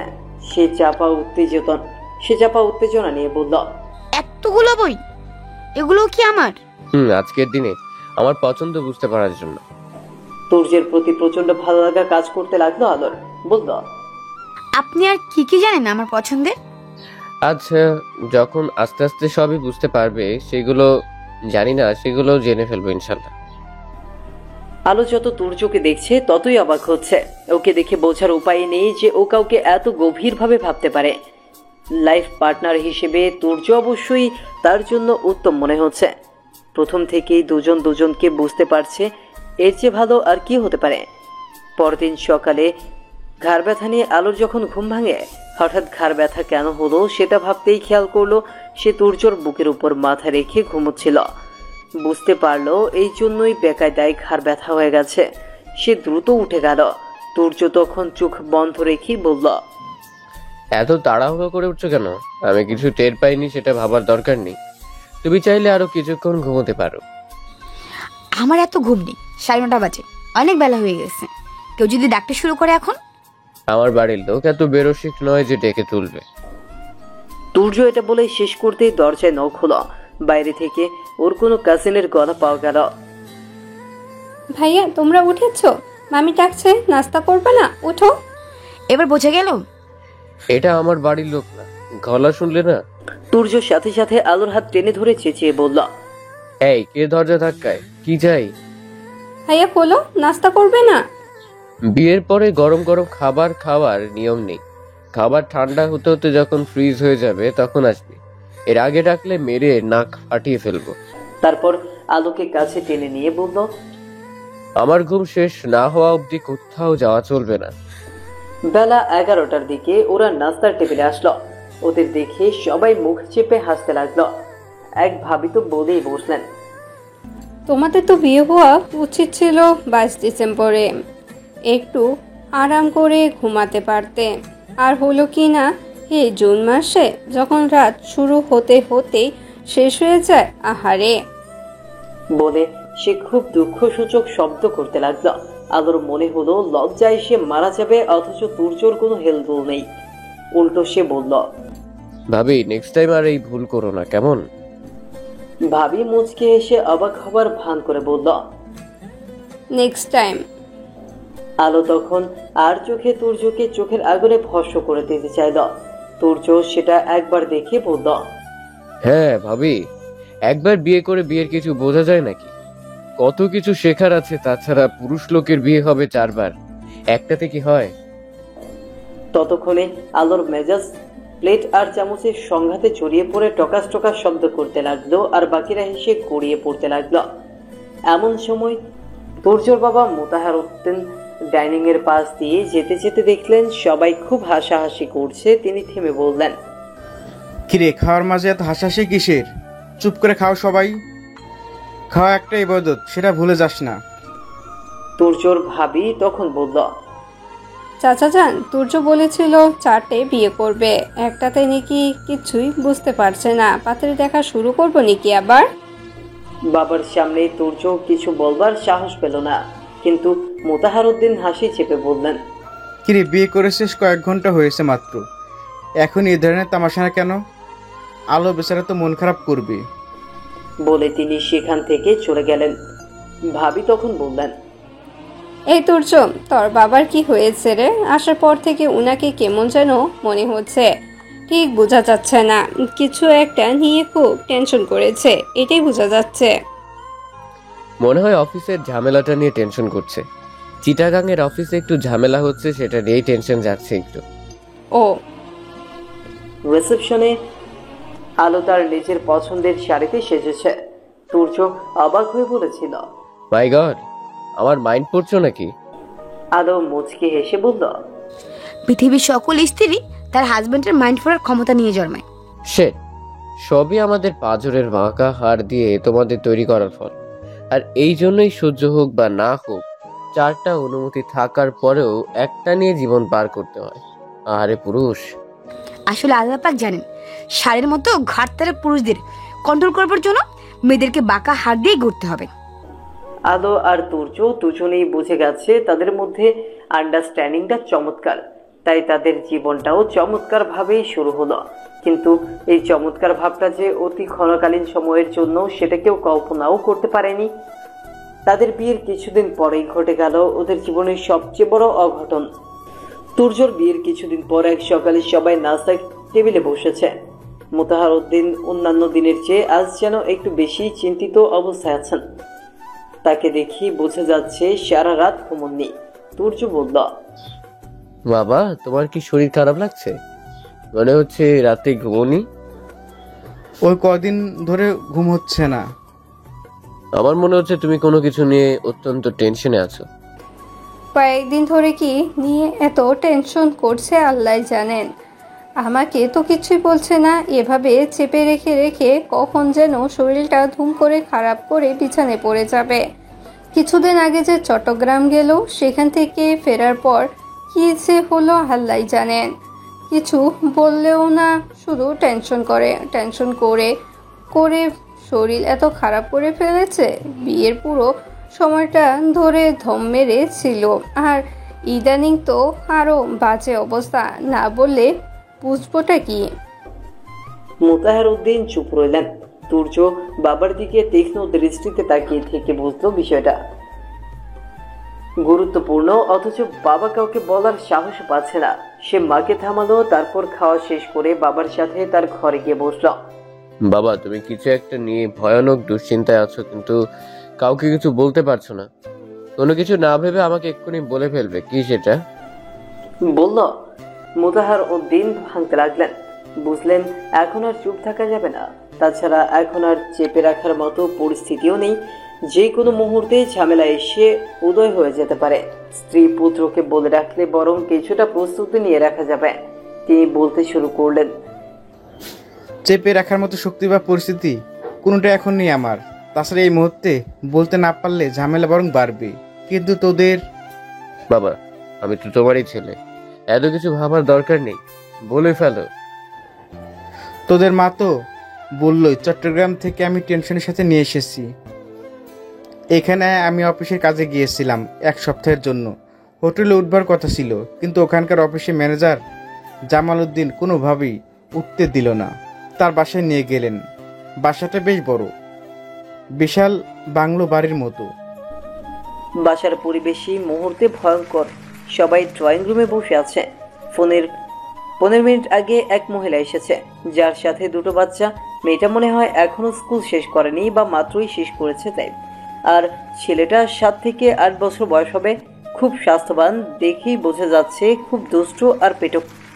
বাচ্চা দুটো যে ভদ্র মহিলার সেটা বলার অপেক্ষা রাখছে না। এদের কাউকে আমরা কেউ চিনি না। ভদ্র মহিলা তার সন্তান এবং লাগেজ আর ব্যাগপত্র নিয়ে কিছু না বলে সোজা ভেতরে ঢুকে পড়েছে।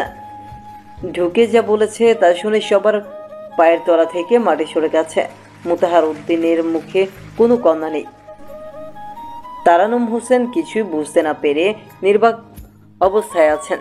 তুর্য বুঝতে পারলো কি হচ্ছে, তবে এই পরিস্থিতিতে কি করণীয় সেটা বুঝে উঠতে পারছে না। তারানুম হোসেন স্বামীর সন্তানকে চুপ থাকতে দেখে আতঙ্কিত গলায় বললেন, এরা কারা? কি বলছে এসব? তুর্য তার পাশে গিয়ে বলল, মা ঘরে চলো, আমি তোমাকে সব বলছি। সব বলছি মানে?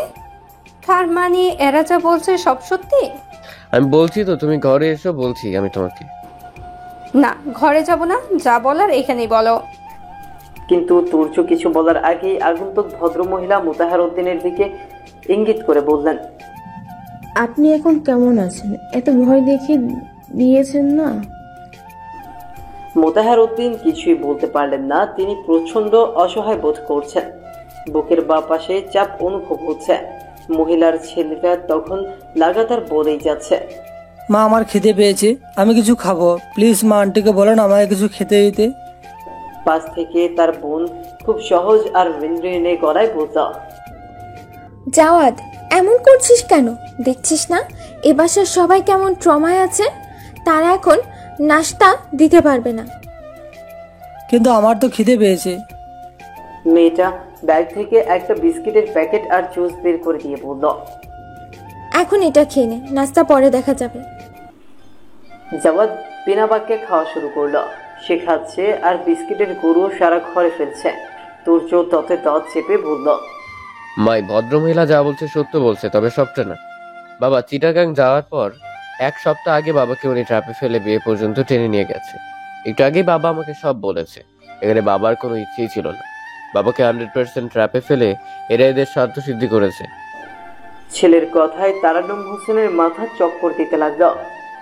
আগন্তুক ভদ্রমহিলা তখন গলার আওয়াজ একটু পেলে বলেন, বিয়ে যেভাবে হোক হয়েছে, এটাই বড় কথা এবং শেষ কথা। 1 সপ্তাহ অনেক দীর্ঘ সময়। আমি আর সময় দিতে পারছি না। আমার কথা কেউ কানে তুলতে ছিল না, তাই বাধ্য হয়ে এখানে আসতে হয়েছে। তারপর তারানুম হোসেনের দিকে তাকিয়ে বলে, সংসার আপনি একাই করবেন না তো হয় না, স্বামীটা তো আমারও। মোতাহার উদ্দিন এবার ধৈর্য হারা হলেন একটু, বললেন, বেশি বাড়াবাড়ি করো না জুলি। বাচ্চাদের সামনে কি বলছো? হুঁশ আছে কেন?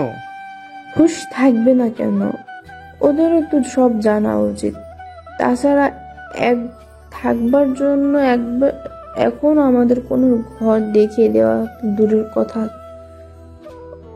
অভ্যর্থনাও জানাচ্ছেন না কেউ।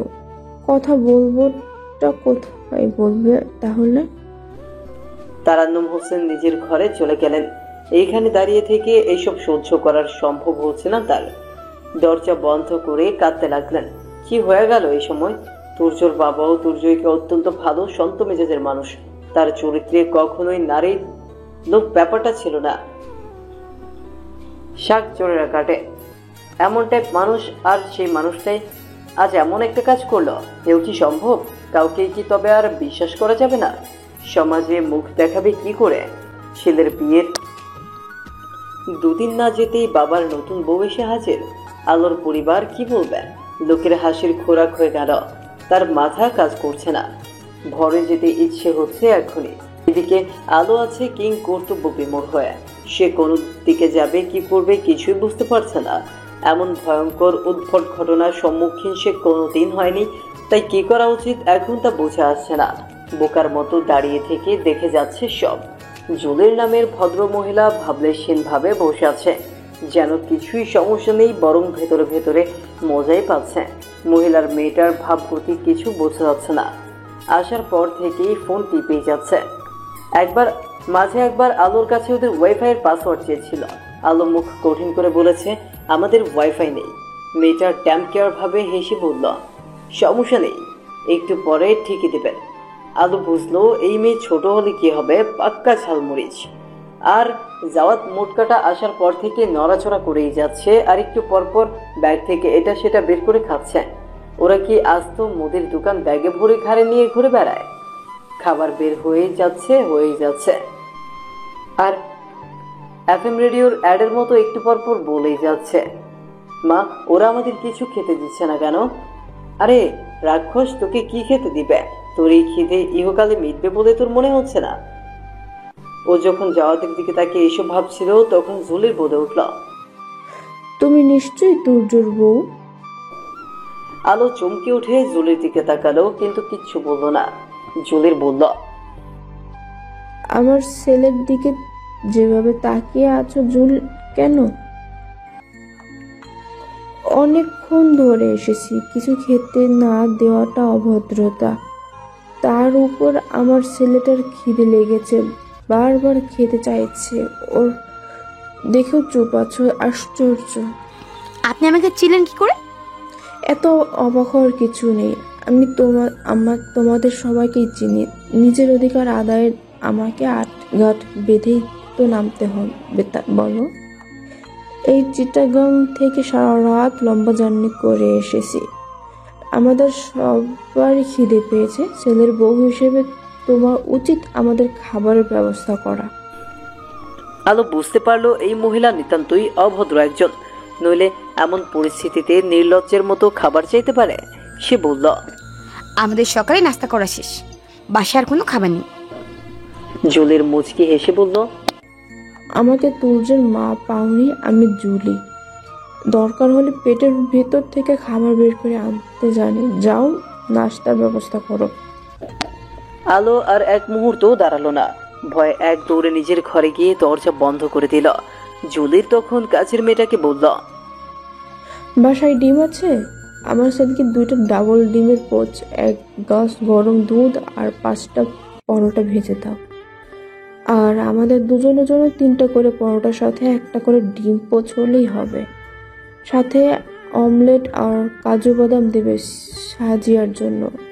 আর হ্যাঁ, আমি খিদে সহ্য করতে পারি না, জলদি করবে। মেয়েটা মাথা হেলে সায় জানিয়ে চলে যেতেই জ্বলে উঠে ঘুরে ঘুরে সব দেখতে লাগলো। এমন সময় তুর্য এসে বলল, আপনার কথা আজ সকালে বাবা আমাকে সব বলেছে। আপনি যে নিজেকে বাবার স্ত্রী বলে দাবি করছেন, আপনাদের তো বিয়ে হয়নি, কেবল কাবিন হয়েছে। তা বাবাকে ভয় দেখিয়ে বাধ্য করে সব করেছেন। কাবিন হলে বিয়ের আর বাকি থাকে কি? বাকি থাকে। কবুল না বলা পর্যন্ত শরীয়ত মোতাবেক আপনি কারো স্ত্রী বলে সরাসরি দাবি করতে পারবেন না। সেটা আদালতের কাছে কোনো বিষয় নয়, তারা দেখবে প্রমাণ, আর প্রমাণ তো আমার কাছেই। তুর্য কিছু বলতে যাবে তার আগেই জুলির বলল, আমার এখন এসব বাজে আলোচনা করার মুড নেই, যথেষ্ট টায়ার্ড আছি, বিশ্রামের দরকার। আমাদের ঘরটা দেখিয়ে দাও। আমাদের বাড়িতে এক্সট্রা কোনো ঘর নেই। তাহলে কি সরাসরি তোমার বাবার ঘরে উঠবো? তুর্য বুঝতে পারলো এই মহিলাকে কাবু করা এতটা সহজ হবে না। বাবার কাছ থেকে যা শুনেছে তাতে তো জেনেছেই এর পুরো পরিবারের সন্ত্রাসে, তাই হুট করেই ঝামেলায় জড়ানোটা ঠিক হবে না, মাথা ঠান্ডা রাখতে হবে। সে কাজের মেয়ে হালিমাকে ডেকে বলল, গেস্ট রুমটা কোন দিকে এদের বলে দে। বলে দে, এসেই কোনো ঝামেলা বাধ্য না করতে আমাকে। ভদ্রতা দেখাচ্ছি বলে ভেবো না, সেটা দেখিয়েই যাব। আমার সাথে অভদ্রতা করলে অভদ্রতা কাকে বলে সেটা হাড়ে হাড়ে টের পাইয়ে ছাড়বো। তুর্যর সামনে দিয়ে গট করে জুলি তার ছেলেকে নিয়ে গেস্ট রুমের দিকে এগিয়ে গেল। তার মেয়েটা পেছন পেছন যেতে যেতে তুর্যর সামনে এসে দাঁড়িয়ে বলল, সরি তুর্য ভাইয়া, স্মার্ট লোকের সাথে খেলতে গেলে আগে নিজেকে স্মার্ট হতে হয়। এমন গুড বয় টাইপ ইমেজ গার্লফ্রেন্ডদের জন্য, প্রতিপক্ষের জন্য না। বলে আর এক মুহূর্ত না দাঁড়িয়ে চলে গেল। উত্তর শোনবারও প্রয়োজন মনে করলো না। তুর্যর ভয়ানক মেজাজ খারাপ হলো। এই এতটুকুন পিছিয়ে একটা মেয়ে পর্যন্ত তাকে কথা শোনাচ্ছে, আর সে কোনো জবাবও দিতে পারল না। আজকের বিকেলটা বেশ ঝলমলে। ছাদে বসে চায়ের সাথে দারুণ একটা আড্ডা জমে যেত, কিন্তু বাসার পরিস্থিতির কারণে ঝলমলে বিকেলটাকেও ভালো লাগছে না কারো। পুরো বাসা জুড়ে মনে হচ্ছে কারফিউ চলছে, কেমন থমথমে পরিবেশ বিরাজ করছে। তারান্নুম হোসেন বিছানায় এলিয়ে আছেন, স্বামীর সাথে কথা বলা বন্ধ তার। মোতাহার উদ্দিন আছেন পুরোপুরি বিবর্ণ অবস্থায়, চুপচাপ ঘরে বসে তিনি ভাবনার জালে জড়িয়ে আছেন। জুলির আর জামাল যেদিন জোর করে তাদের কাবিন করলো, সেদিন কাবিন করার পর মোতাহার উদ্দিনের কি হলো, হঠাৎ সাহস সঞ্চয় করে বললেন অফিসে তার খুব জরুরি মিটিং আছে, না গেলেই নয়, এখনই যেতে হবে, কাজটা সেরেই ফিরে আসবো। কাবিন হয়ে গেছে বলে জামাল ব্যাপারটাকে একটু শিথিল ভেবেছিল। তাছাড়া মোতাহার উদ্দিন খুবই সরল মানুষ, তার উদ্দেশ্য কি আছে, তাই উল্টাপাল্টা কিছু করতে পারেন বলে ভাবতে পারেনি জামাল। তবে সাথে করে 2জন লোক সে ঠিকই পাঠিয়েছিল। মোতাহার উদ্দিন অফিসে গিয়ে ওই মূর্খ গাধা দুটোকে মিটিংয়ের কথা বলে খুব সহজে বোকা বানিয়ে ঢাকা ফিরে এসেছিলেন। তবে তার আগে চট্টগ্রাম থানায় একটা জিডি করেছিলেন। জিডি করে গাড়িতে ওঠার 2 ঘন্টা পরে জামাল ফোন দেয়। তিনি শীতল গলায় জামালকে বলেছেন, আমি থানায় জিডি করতে এসেছি তোমাদের সবার নামে, পারলে থানায় গিয়ে দেখে এসো। আমার বা আমার পরিবারের কারো যদি সামান্যতম কোনো কিছু আঁচল লাগে তো পুলিশ দিয়ে সর্বপ্রথম তোমাকে গোষ্ঠীশুদ্ধ তোমাকেই ধরবে। তারপর ঢাকায় এসে এখানেও জিডি করেছে। এরপর জামাল কিছুটা থামলেও জুলিকে থামানো যাচ্ছিল না। সে ফোন দিয়ে স্ত্রীর উপর অধিকার চেয়ে মাথা খারাপ করে ফেলেছে। মামা বাড়ির আবদার আর কি, বিষয়টা নিয়ে কোর্টে যাব শুনে ছেলেমেয়ে সহ বাসায় এসে উঠেছে চর দখল করার মতো আমাকে দখল করতে। ইয়াং বয়সে বেশ হ্যান্ডসাম স্মার্ট ছেলে ছিলেন, মেয়েরা প্রতিনিয়তই প্রেমে পড়ে যেত। কি সব রোমান্টিক বিনোদনে ভরপুর দিন দেখতে হয়েছে, তখন কিন্তু এই বয়সে এসে যেটা দেখতে হচ্ছে তার রীতিমতো অভাবনীয় এবং ভয়ঙ্কর। আজকাল বয়স্ক লোকেদের প্রেমে পড়াটা বাচ্চা মেয়েদের ট্রেন্ড হয়ে দাঁড়িয়ে গেছে। ফেসবুক ভর্তি এইসব নোংরামি দিয়ে, আর সেই নোংরামি আমার লাইফে এসেই জুড়তে হলো। সিঙ্গেল থাকলে তাও না হয় মানা যেত। উফ, জীবন আমাকে এমন সংকটে কেন যে ফেলে দিল। তুর্য এসে মোতাহার উদ্দিনের পাশে বসে বলল, বাবা কি করবে এখন, ভেবেছো কিছু? কি আর ভাববো, কোর্টে যেতেই হবে। ওর যা ফ্যামিলি ব্যাকগ্রাউন্ড বললে, তারা কি এত সহজে মেনে নেবে? ওরা এখনই কিছু করতে পারবে না বলে আমার মনে হচ্ছে না। আসলে সাহস তাদের লেজের ডগায় থাকে। সামনে নির্বাচন, তাই এই মতো ওরা আমাকে তেমন ঘাটাবে না। কিন্তু সামান্য জুলিটাকে নিয়েই উল্টাপাল্টা বলে জট পাকিয়ে ফেলতে পারে। আর আমাদের সমাজ এবং আইন ব্যবস্থা এইসব ক্ষেত্রে মেয়েদের কথাকেই সত্য বলে মেনে নেয়। পুরুষরাও যে নির্যাতনের শিকার হতে পারে সেটাকে মনে করে না। তবে আশার ব্যাপার একটা আছে, কিন্তু সেটা আসলেই আশার কিনা সেটাই প্রশ্ন। কি? চট্টগ্রাম থানায় যখন ওদের নামে জিডি করলাম, তখন পুলিশ অফিসার বলেছিল কোনো রকম কিছু হলেই যেন তারে জানাই, কারণ জুলি নামে অলরেডি একটা ভয়ঙ্কর রিউমার আছে। শুধু প্রমাণের অভাবে তারা কিছু করতে পারেনি। কি রিউমার জানতে চাইলে বলল, জুলি হাজবেন্ড নাকি মারা যায়নি, তাকে হত্যা করা হয়েছে, আর সেটা জুলি নিজেই করেছে। রাজনৈতিক পরিবার আর জুলির শ্বশুরবাড়ির লোকেরা সাধারণত দুর্বল পরিবার বলে ব্যাপারটা তারা সহজেই ধামাচাপা দিতে পেরেছে। এখন সেটা যদি সত্যি হয় আর কোনোভাবে যদি প্রমাণ হয়, আর কোনোভাবে যদি প্রমাণ করা যায়, তাহলে আমার সবকিছু সহজ হয়ে যাবে। তুর্য চমকে উঠল। বাবা তো ভয়ানক ক্রিমিনাল পরিবারের সাথে জড়িয়ে গেছে, বিল হবে কি করে? হঠাৎ তার এক কলিগের কথা মনে পড়ল, বলল, বাবা টেনশন নিও না, আমি দেখছি পুরো ব্যাপারটা। আমার কলিগ ফাতিম ভাইয়ের মা বেশ নামকরা একজন লয়ার, তার সাথে আমি কথা বলবো, ইনশাল্লাহ তিনি সব সামলে নিতে পারবে। ঠিক আছে, কিন্তু তোর মাকে সামলাবে কি? সে তো কারো কথা শুনছে না, বাপের বাড়ি চলে যাওয়ার হুমকি দিচ্ছে। আর সে চলে গেলে যে জুলির জন্য মাঠ ফাঁকা হয়ে যাবে সেটা বুঝতে পারছে না। সেই মুহূর্তে চা নিয়ে আলো ঘরে ঢুকে বাবার কথা শুনে বলল, জুলিয়ানটিকে যে দেখলাম, তাতে গোল দেবার জন্য ফাঁকা মাটির প্রয়োজনই পড়বে না তার। মুক্ত নয় যেন আস্ত তরল, যা বলে সামনে দাঁড়ানোর মানুষকে একেবারে কেটে এফোর ওপর করে ফেলে। আর ওনার মেয়েটাও যেমন গোস তেমন তার ছায়া। তারান্নুম হোসেন বললেন, এর একটা ব্যবস্থা না হওয়া অবধি আমার কাছে এসে তোমরা এভাবে ভেজর ভেজর করবে না, অন্য কোথাও যাও। মাইগ্রেনের যন্ত্রণায় আমার মাথা ফেটে যাচ্ছে। মা চাটা খেয়ে নেন, ভালো লাগবে। আর জুলিয়ানটিকে আমি দেখে নিব, তবে উনি খুব ডেঞ্জারাস মহিলা, তো একা দেখতে ভয় লাগে। আপনি যদি একটু সাহায্য করতেন। কি লাগবে এসে বলবে, মানা করেছি নাকি? মোতাহার উদ্দিন হাসলেন, মনে মনে বললেন, আল্লাহ সহায় হোক। সবার চা খাওয়া হয়ে গেলে আলো ড্রয়িং রুমে বসে ফেসবুক স্ক্রোল করতে লাগলো। আসলে ফেসবুক দেখাটা উদ্দেশ্য নয়, উদ্দেশ্য হলো উড়ে এসে জুড়ে বসতে চাওয়া, উদ্বাস্তুগুলো কি করছে সেই গতিবিধি ফলো করা। এমন সময় জুদের এসে আলোকে বলল, তোমরা কি বিকেলের চা খাও না, নাকি ভদ্রলোকেরা যে খায় সেটাও জানো না? চা খাওয়ার মতো ভদ্রলোক সত্যিই আমরা না, তবে দিনে 3-4 বার তো আমাদের চা পান করতে হয়। চা পান করার ভদ্রলোক তো আমরা বটেই। জলির দাঁতে দাঁত চেপে অপমানটা হজম করল, বলল, অন্যের কথা না শুধরে নিজের আচরণ শোধরাও, নয়তো ভবিষ্যৎ অন্ধকার ছাড়া আর কিচ্ছুই হবে না। আপনার মতো মানুষের সাথে যার পরিচয় বা ওঠা বসা হয়েছে, তার জীবন আলোকিত হবার কথাও না। জলির খুব রোরো গলায় বলল, চ্যাটাং চ্যাটাং কথা না বলে যাও, আমার আর জিসিয়ার জন্য 2 কাপ চায়ের ব্যবস্থা করো। জাওয়াদ বার্গার খেতে চাইছে, তুর্যকে বলে দাও 2টা বার্গার আনতে।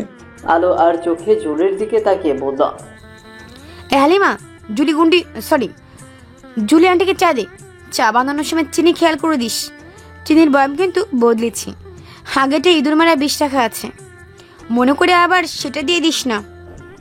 আলো তো রান্নাঘরেই যায়নি, আর বাসায় কোনো ইঁদুরও নেই, তাহলে বিষ আসবে কোথা থেকে? আলোর কথার কোনো মানেই বুঝলো না হালিমা। সে না বুঝে বোকার মতো আলোর দিকে তাকিয়ে রইল। আলো তাকে চোখের একটা ইশারা দিল। হালিমা তখন ব্যাপারটা বুঝে মুচকে হাসি দিয়ে রান্নাঘরে চলে গেল। জুলির মুচকি হেসে বলল, এত খুশি হবার কিছু নেই, কারণ ইঁদুর মরার বিষে কোনো দিন মানুষ মরে না। মানুষকে মারতে চাইছে, 3-4টা বিশ্বাস মরবে কিনা সেটা প্রশ্ন। জুলির তখন রাগে ফুসফাস করতে করতে বলল, তেমন বিষ পেলে আমাকে জানিও, আমার নজরও কিছু পিছাস আসছে। সকালে ছাদে এসে আলো দেখলো বাড়ির 4 আম গাছটা খালি। গাছে তো বেশ কিছু আম ছিল, গেল কোথায়? সে এদিক ওদিক তাকিয়ে দেখলো আমের খোসা আর আটি এদিক ওদিক ছড়িয়ে ছিটিয়ে পড়ে আছে। তার ভীষণ রাগ হলো। এই গাছের আমগুলো কাঁচা খেতে খুব মিষ্টি, ওর খুব পছন্দের। মাঝে মধ্যে ছাদে এসে পেরে খায়। গাছ খালি দেখে ওর শত্রু রাগী হলো না, খুব মন খারাপও হলো। নিচে এসে হালিমাকে জিজ্ঞেস করলো আম কি খেয়েছেন। হালিমা বলল, আম তো সব জায়েদ খাইছে, কাল সন্ধ্যায় ছাদে গিয়া সব সিরা খায়া ফেলছে। আমি নিষেধ করছি, সেটা শোনে নাই। তার মা আমারে অনেক বকা দিল, আমি আর কি বলবো। তুই আমাকে এসে বললি না কেন? আপনি তখন নিচে আপনার মার বাসায় গিয়েছিলেন, ভাবছিলাম আসলে বলবো, কিন্তু রান্না করতে করতে ভুলে গেছি। এত বড় একটা বিষয় আর তুই ভুলে গেলি? ইচ্ছে করছে ওই মোট কাটার সাথে তোর খাওয়া বন্ধ করে দিন। এরপর যা কিছু হোক এসে সোজা বলবি আমাকে, যা এখন।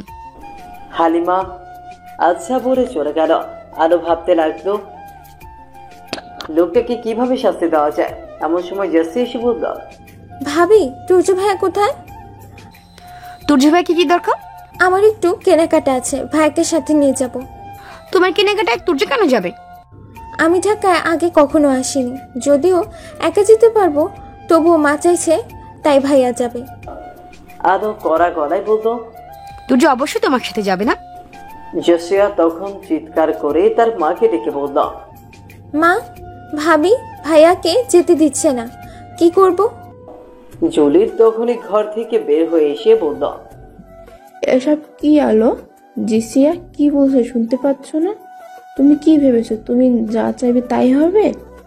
যদি বলি হ্যাঁ। ওকে লুক, তুর্য ঘরেই ছিল, এসে বলল, কি হলো, এত চিৎকার করছেন কেন? আমাদের এলাকায় তো কোনো কাক নেই। কাক তোমার বউ খুঁজছে, আমি তোমাকে জরুরি কাজে ডেকেছি। আপনার সাথে আমার কোনো কাজ থাকতে পারে না, সরি। বলে তুর্য চলে যেতেই পা বাড়াতেই জলির বলল, তোমার কাজ আছে কিনা সেটা জানতে চাইনি, আমি বলেছি আমার কাজ আছে। জিজিয়ার একটু শপিং আছে, তুমি ওকে নিয়ে যাও। আমি কেন নিয়ে যাব, আপনি যান। আমি এত কিছু শুনতে চাইনি। আর আলোর পাঠানোর কথা আমি ভাবছি না, কারণ জিজিয়ার সাথে আলোর বিয়ে ফ্রেন্ডলি না। আমার মেয়েটা খুব সরল, একা অভ্যস্ত না বাইরে, তাই ওর সাথে তোমাকে যেতে হবে। জাসিয়া শুনল। এটা শুনে আলো খুব চেষ্টা করলো হাসি চাপতে, কিন্তু পারলো না। খুব খুব করে কেশে ফেললো, তারপর হা হা করে হাসতে লাগলো। হাসতে হাসতে তার চোখে পানি এসে গেল। জুলির চোখে আগুন জ্বালিয়ে বলল, আমার কিন্তু ধৈর্যের সীমা আছে একটা, ওটা অতিক্রম করার চেষ্টা করো না, খুব বড় ভুল করবে। কি করবেন আপনি?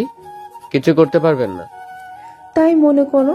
তুমি বা তোমরা কি ভেবেছো আমি ঘরে বসে আছি বলে ঘরেই বসে থাকবো? এবারের অন্য ফ্ল্যাটে যাব না, তোমার মায়ের ফ্ল্যাটে যাব না, গিয়ে কি কি বলতে পারি তাও কি বুঝতে পারো? আলো তখন পুরোপুরি নিভে গেল। আলোর তুমি যাওয়া মুখটা দেখে জুলির হেসে বলল, তোমার এই ফেসটা খুব কিউট। তারপর তুর্যর দিকে ফিরে বলল, আমাকে কি আরো কিছু বলতে হবে? তুর্য কপাল কুঁচকে বলল, জাসিয়া, তোমার হাতে 10 মিনিট সময়, তৈরি হয়ে এসো। আমার জরুরি কাজ আছে, শপিং এ 1 ঘন্টার বেশি সময় দিব না। ওকে মাই কিউট হ্যান্ডসাম ব্রো। বলে আলোর দিকে তাকিয়ে মুচকি হাসি দিয়ে জাসিয়া রুমে চলে গেল। আর ওর সেই হাসি দেখে আলোর গা চলে গেল। চিবিয়ে চিবিয়ে তুর্যকে বলল, এই মেয়ে কিন্তু ডেঞ্জারাস। তুর্য তাচ্ছিল্যের হাসি হেসে বলল, এই পুচকি মেয়ে আমার, কি করবে? এক চড় মারলে দ্বিতীয় চড় দেবার যার জায়গা নেই। একে মোটো আন্ডার এস্টিমেট করো না। ইন্টারে পড়া মেয়ে এমনিতেই ফালতু হয়, তার উপরে ভয়ঙ্কর একটা পরিবারে বেড়ে উঠেছে। এই পুচকি ইন্টারে পড়ে। সেকেন্ড ইয়ার, সামনে বছর পরীক্ষা দিবে। সারাক্ষণ ফোন হাতে মেসেজ করে আর মুসকি মুসকি হাসে, নির্ঘাত টেম করে বেড়ায়। কয়টা করে কে জানে। যা খুশি করুক, তাতে আমাদের কি? শোনো, জাসিয়ার শপিং শেষ হলে আমি ফাতিম ভাইয়ের বাসায় যাব। ওর মায়ের সাথে আমার ফোনে কথা হয়েছে, আজ যেতে বলেছে দুপুরের আগে। বাবার বিষয়টা নিয়ে আলাপ করব। ঠিক আছে যাও, তবে জাসিয়ার থেকে সাবধানে থেকো।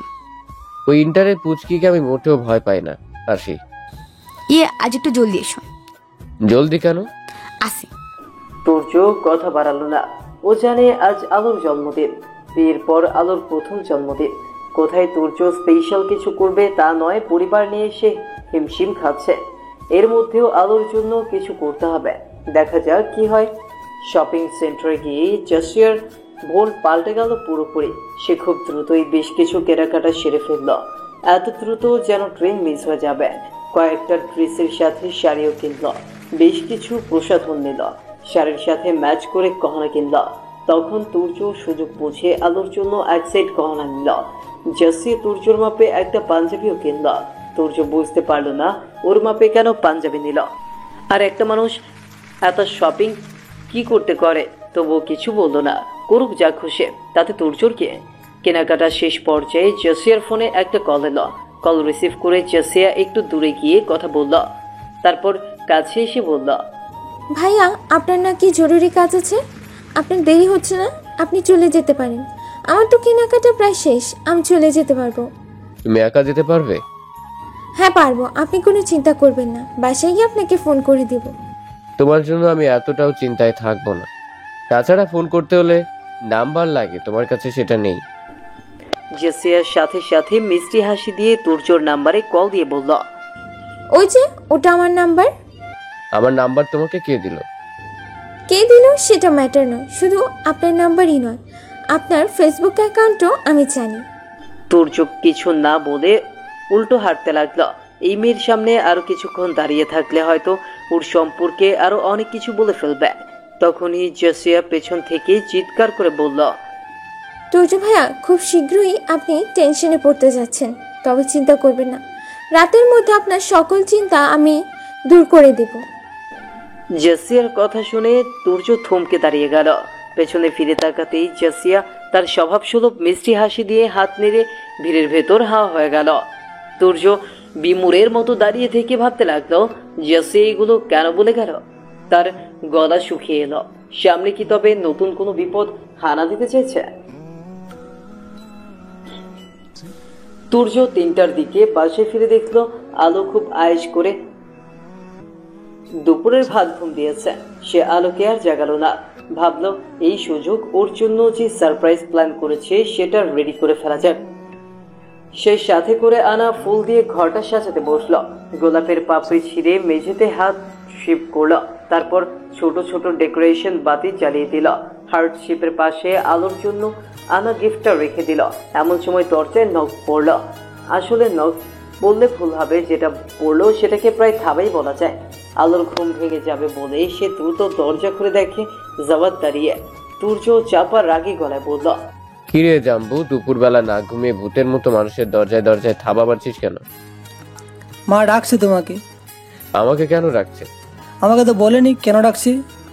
আমি এখন ব্যস্ত, পরে যাবো। যা। এক্ষুনি যেতে বলেছি, এক্ষুনি না গেলে মা মারবে তোমাকে।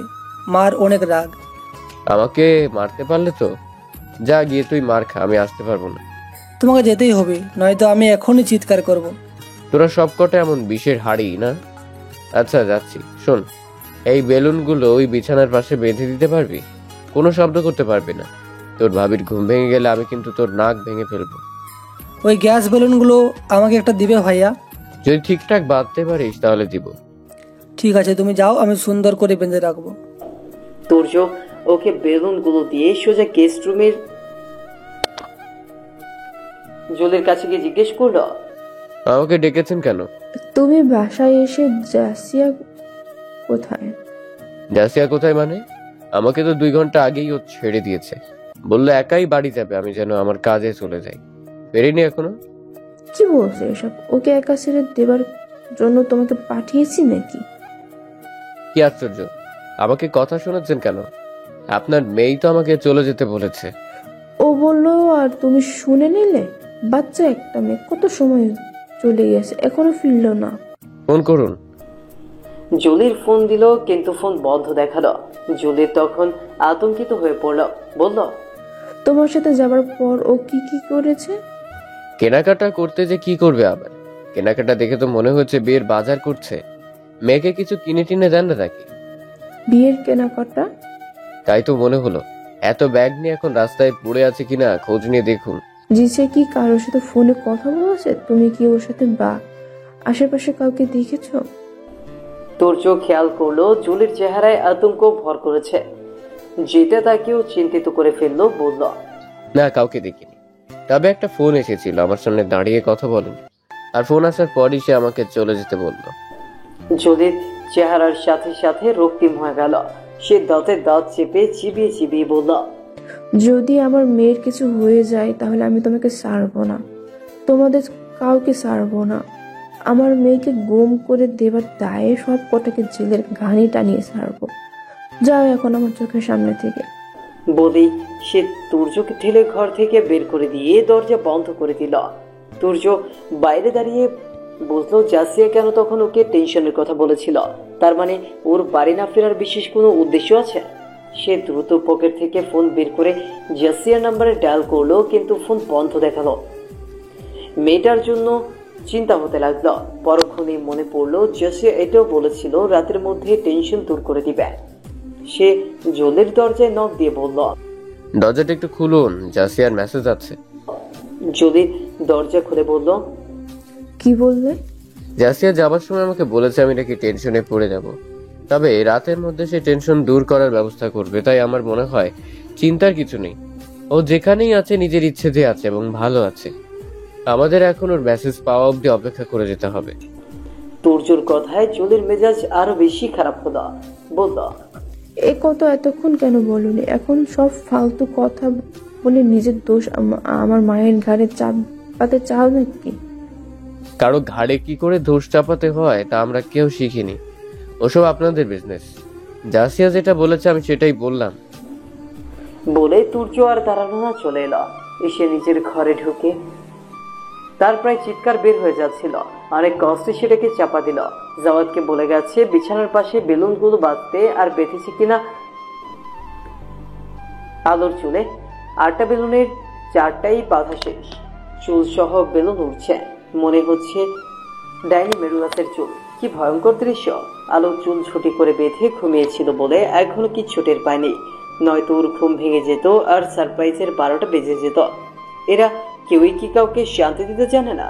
সে প্রচন্ড রেগে যাওয়াদের কান টেনে ধরে বলল, আমি তোকে কি বলে গেছি আর তুই কি করেছিস এগুলো? আরে আমি তো বাঁধার জন্য বিছানার পাশে কিছুই পেলাম না, তাই চুলের সাথে বেঁধেছি। আমি তো ভাবলাম তোমার পছন্দ হবে। তুর্য ওর কান আরো জোরে চেপে ধরে টান মারলো, আর সাথে সাথে ও এমন জোরে চিৎকার করলো যে আলোর ঘুম ভেঙে গেল। সে লাফ দিয়ে উঠে বলল, কি হচ্ছে? ওকে মারছো কেন? দেখো না ভাবি, আমি কত সুন্দর করে বেলুন বেঁধে দিলাম আর ভাইয়া আমাকে মারছি। হ্যাঁ, অনেক সুন্দর করে বেঁধেছিস। বলে ওর কপালের উপরের চুলগুলো মুঠো পাকিয়ে ধরে ঝাঁকিয়ে দিল। তারপর বলল, তোর ভাবি দেখার আগে দৌড়ে পালা। বলে কান ছেড়ে দিয়ে ঠেলে ঘর থেকে বের করে দিয়ে দরজা বন্ধ করে দিল। ওদিকে আলো মাথা ভার লাগছিল বলে আয়নার সামনে গিয়ে চিৎকার দিয়ে উঠল। সূর্য ওর দিকে তাকিয়ে আর পারলো না, শব্দ করে হেসে ফেললো। আলো রেগে বলল, ওই মোটকাটার কান যদি আমি না ছিঁড়েছি। আহা, রাগ হচ্ছ কেন? ভালোই তো লাগছে, ইউনিক আইডিয়া। বলে আবারও হাসতে লাগলো। ইউনিক আইডিয়া না? আসো তোর মাথায় বেঁধে দিই। তোমার ভালো লাগলে সে না হয় দিও একদিন। এখন এদিকে এসো। বলে টেবিলের ওপর থেকে কেকটা নিয়ে বিছানার ওপর রেখে বলল, হ্যাপি বার্থডে সুইটহার্ট। আলো তখন খেয়াল করলো তুর্য ঘরটা অনেক সুন্দর করে সাজিয়েছে। সে অবাক হয়ে বলল, তুমি জানতে আজ আমার জন্মদিন? একটা মাত্র বউ, জানবো না? আলো খুব খুশি হলো। তুর্যকে জড়িয়ে ধরে গালে আলতো করে চুমু খেয়ে বলল, থ্যাংক ইউ ডিয়ার হাজবেন্ড। কেকটা তাড়াতাড়ি কেটে ফেল, জ্যাম এসে পড়লে আর ভাগে পাবো না। আলো চুলে বেলুন নিয়ে কেক কাটলো, সাথে সেলফি। সেই সেলফি দেখে দুজন হেসে গড়িয়ে পড়ল। তুর্য বলল, আজ মায়ের বাসায় গিয়েছিলে? গিয়েছিলাম। না গেলে ওরা চলে আসতো, তখন জুলিগুন্ডিদের দেখে ফেললে ঝামেলা হয়ে যেত। তাছাড়া ওরা গোছ গাছ নিয়ে ব্যস্ত, কালই তো চলে যাচ্ছে। তোমাদের বাড়ির কাজটা শেষ হয়েছে বলে রক্ষে, কাল ওনারা চলে গেলে হয়তো এসব দেখা থেকে রক্ষা পাওয়া যাবে। তুমি চিন্তা করো না, এবারে এসব ওরা কেউ কখনো জানবে না। এত বড় ঘটনা কি আর চাপা থাকে? একদিন হয়তো ঠিকই জানবে। তাছাড়া জুলি আন্টি যেরকম ডেঞ্জারাস, কখন কি করে বসে ঠিক আছে। ও ভালো কথা, তোমাকে তো বলাই হয়নি জাসিয়াকে নাকি পাওয়া যাচ্ছে না। মানে ও তো তোমার সাথেই গেল, পাওয়া যাবে না কেন? তুর্য পুরো ঘটনা খুলে বলল আলোকে। সব শুনে আলো বলল, আমার ধারণা জাসিয়া ওর বয়ফ্রেন্ডের সাথে পালিয়েছে। তুমি কি করে বুঝলে? আরে আমি বলেছিলাম না, ওকে দেখলে মনে হয় ও প্রেম করছে। আর দেখলে না, মেয়েকে তোমার সাথে পাঠালো যাতে তুমি পাহারা দিয়ে রাখতে পারো। সরাসরি তো মেয়ের কাণ্ড বলতে পারে না। দাঁড়াও, জাওয়াদকে ডাকি, ওর কাছ থেকে অনেক ইনফরমেশন পাওয়া যাবে। আলো ড্রয়িং রুমে গিয়ে দেখলো জাওয়াদ ফোনের ইউটিউবে কার্টুন দেখছে। কেক খাবার কথা বলতে জাওয়াদ দৌড়ে এলো। আলো ওকে ঘরে নিয়ে বড় এক স্লাইস কেক দিয়ে বলল, জাওয়াদ তোর ফোনটা একটু দেবে, আমিও কার্টুন দেখবো। উফ মা, তোমাদেরকে ফোন দিতে না বলেছি। ঠিক আছে দিও না, তাহলে কেকও খেতে পারবে না। কেকটা অনেক মজা ভাবি, প্লিজ দাও না। তাহলে ফোন দাও। বলে আলো ওর সামনে থেকে কেকটা সরিয়ে নিতেই জাওয়াদ মুখটা করুণ করে বলল। জাওয়াদ কি করবে বুঝতে পারছিল না। আলো তখন দুটো চকলেট বার বের করে বলল, ফোন দিলে কেকের সাথে এগুলো পাবি, দিবি কিনা বল? ঠিক আছে নাও, কিন্তু মাকে বলো না। হ্যাঁ বলবো না, প্রমিস। জাওয়াদ ফোনটা আলোর হাতে দিতেই আলো আর তুর্য মিলে পুরো ফোন ঘাঁটতে লাগলো। দেখলো ফোনে ওর মায়ের ফেসবুক আইডি লগ ইন করাই আছে। সেখানে ঢুকে প্রোফাইল ঘেটে জেসিয়ার আইডি পেল। তুর্য সেটা নিজের প্রোফাইল থেকে খুঁজে দেখে রাখলো, হয়তো কোনো সময় কাজে লাগবে। তারপর মেসেঞ্জার ঘেটে সেখানে অসংখ্য পুরুষের ইনবক্স পেল যেখানে প্রেম আলাপ হয়। আলো বলল, মাই গড, আমরা যতটা ভেবেছিলাম এই মহিলা তো তার চেয়েও জঘন্য। তুর্য কিছু না বলে ফটাফট মেসেঞ্জারের বেশ কিছু ছবি তুলে নিল নিজের ফোনে। এরপর হোয়াটসঅ্যাপে ঢুকে যা দেখলো তাতে তার নিঃশ্বাস বন্ধ হবার জোগাড় হলো। এখানে একটা নাম্বারেই তার প্রায় কথা হয়, ফোন তো আসে, খুব অল্প কয়েকটা মেসেজও আসে। সেখানে 4 দিন আগের একটা ভয়েস মেসেজ পেল, যেটা প্লে করতেই শুনতে পেল। অনেকদিন ধরে টাকা না দিয়ে ঘুরাইতেছেন, বিয়া করে ফেলাইলেন আর টাকা শোধ করতেছেন না। ভাবছেন কি বিয়া কইরা আমাকে চোখ ফাঁকে দিয়া পকার ফার হইয়া যাবেন? সাবধান, মামলা কিন্তু এখনো ঝুলতেছে।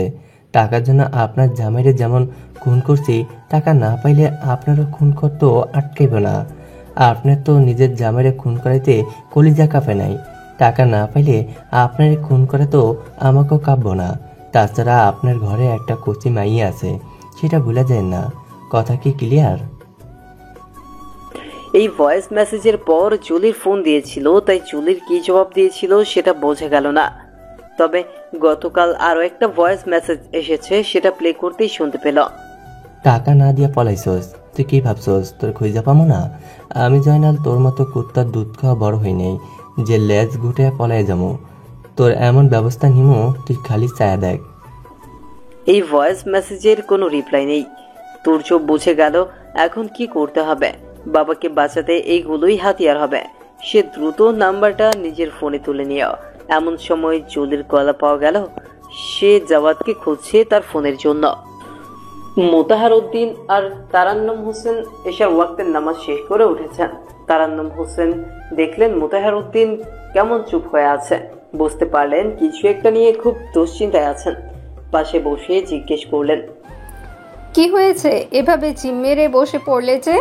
ভাবছি গত 3 দিন শুক্রবার শনিবার আর মাঘী পূর্ণিমার কারণে রবিবার পর্যন্ত অফিস বন্ধ ছিল। কাল থেকে তো অফিস। বাসারই অবস্থা অফিস করব কি করে? তুর্য তো বললো অফিসও ম্যানেজ করবে, তুমি ততদিন বাসায় থাকো। তারান্নুম হোসেন কথা শেষ করতেই জুলের এসে মোতাহার উদ্দিনকে বলল, জিসেকে পাওয়া যাচ্ছে না আর আপনারা দুজন এমন শান্তিতে বসে আছেন। মোতাহার উদ্দিন ঠান্ডা গলায় বললেন, কি করব তাহলে? পুলিশে খবর দিচ্ছেন না কেন?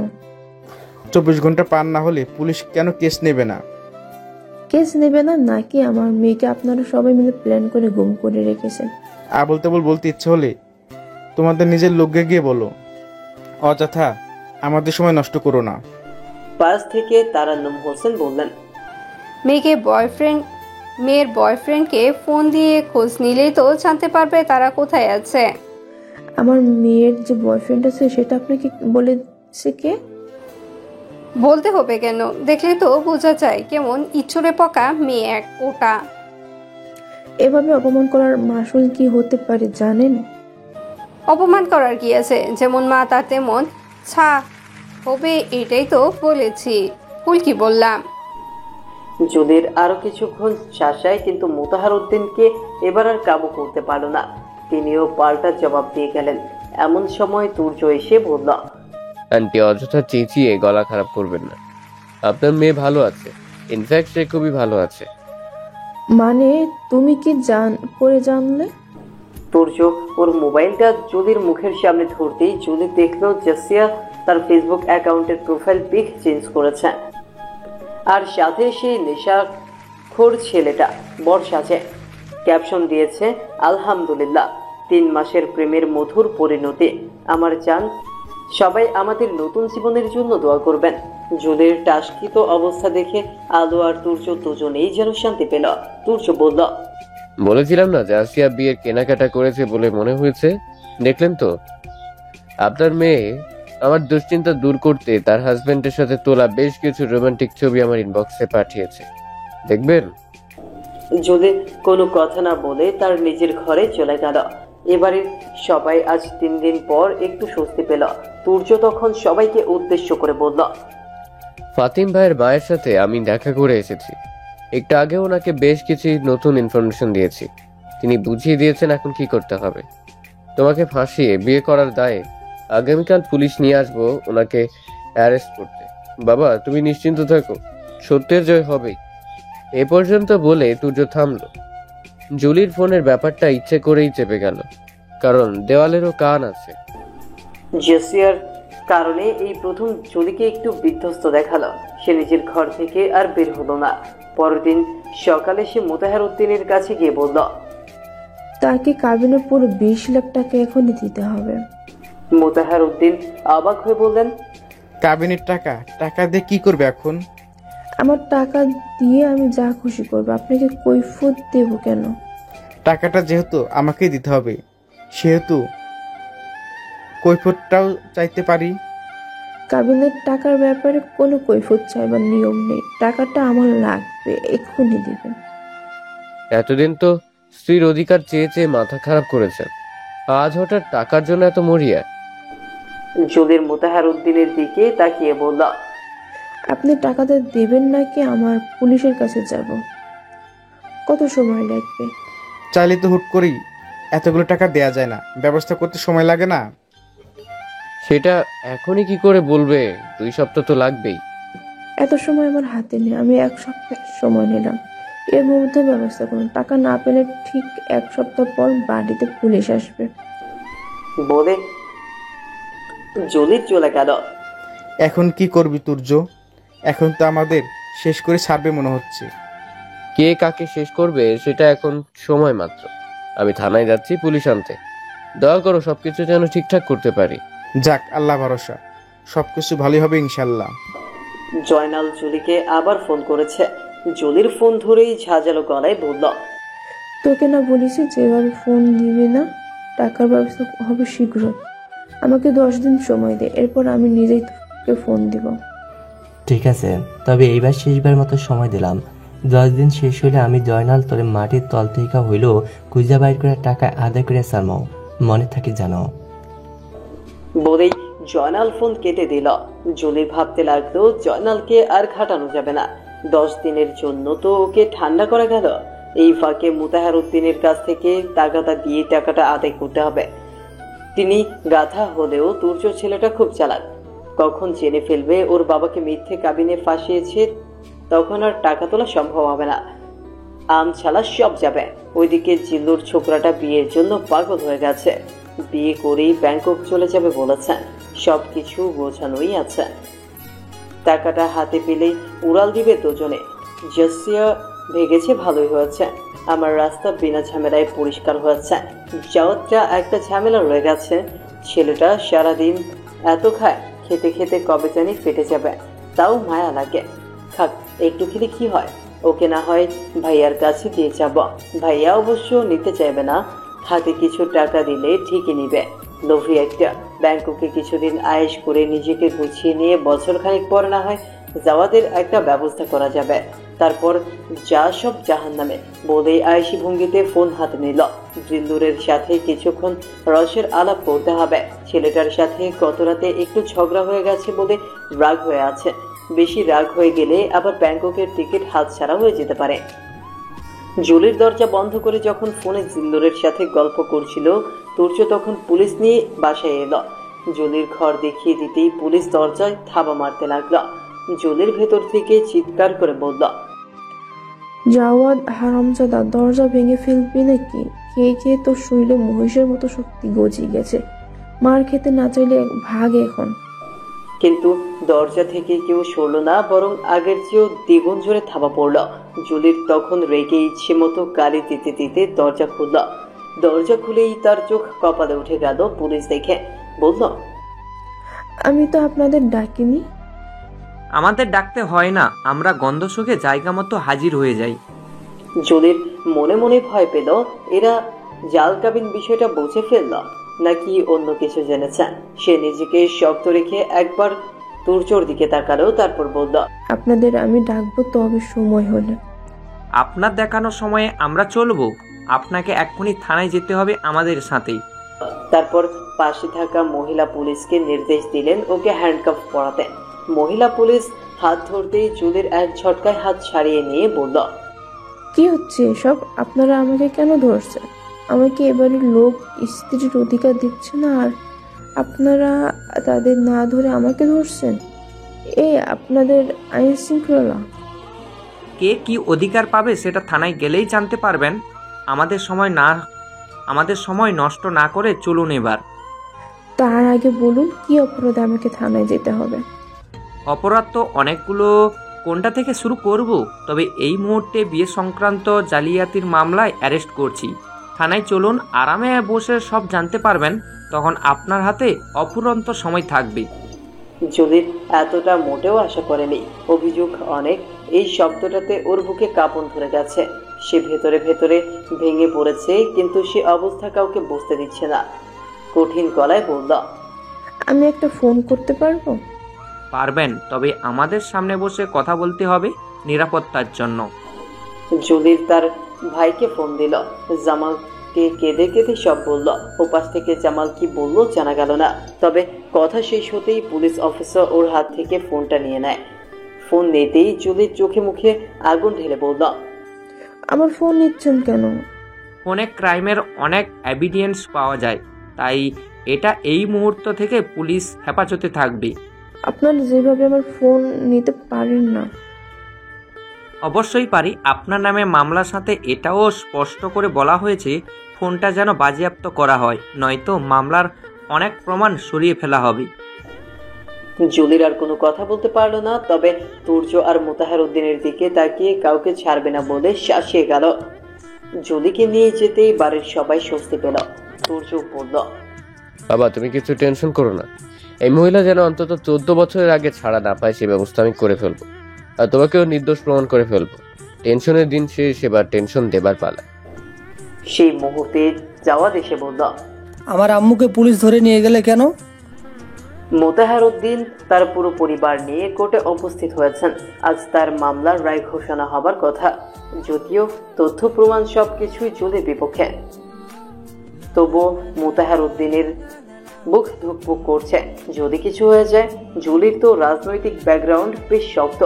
জুলিকে পুলিশ ধরে নিয়ে যাবার পর খুব দ্রুতই মামলা কোর্টে ওঠানো হয়। ফাতিমের মায়ের মতো জাদ্রেল উকিলের সামনে জুলির দাঁড়াতেই পারল না, একেবারে বাসি ফুলের মতো মিয়ে গেল। জুলির ফোন রেকর্ডের ভিত্তিতে জয়নালকে ধরে আনে পুলিশ। আদালত তাকে 3 দিনের রিমান্ড দিলে পুলিশ তার মুখ থেকে সব সত্য উগরে বের করে নিয়ে আসে। জাল কাবিন করে বিয়ের প্রতারণা সহ স্বামীকে হত্যার সকল অপরাধ প্রমাণিত হয়। জুলির এবং তার ভাই জামালের নামে বিয়ের এমন প্রতারণার মামলা আগেও ছিল।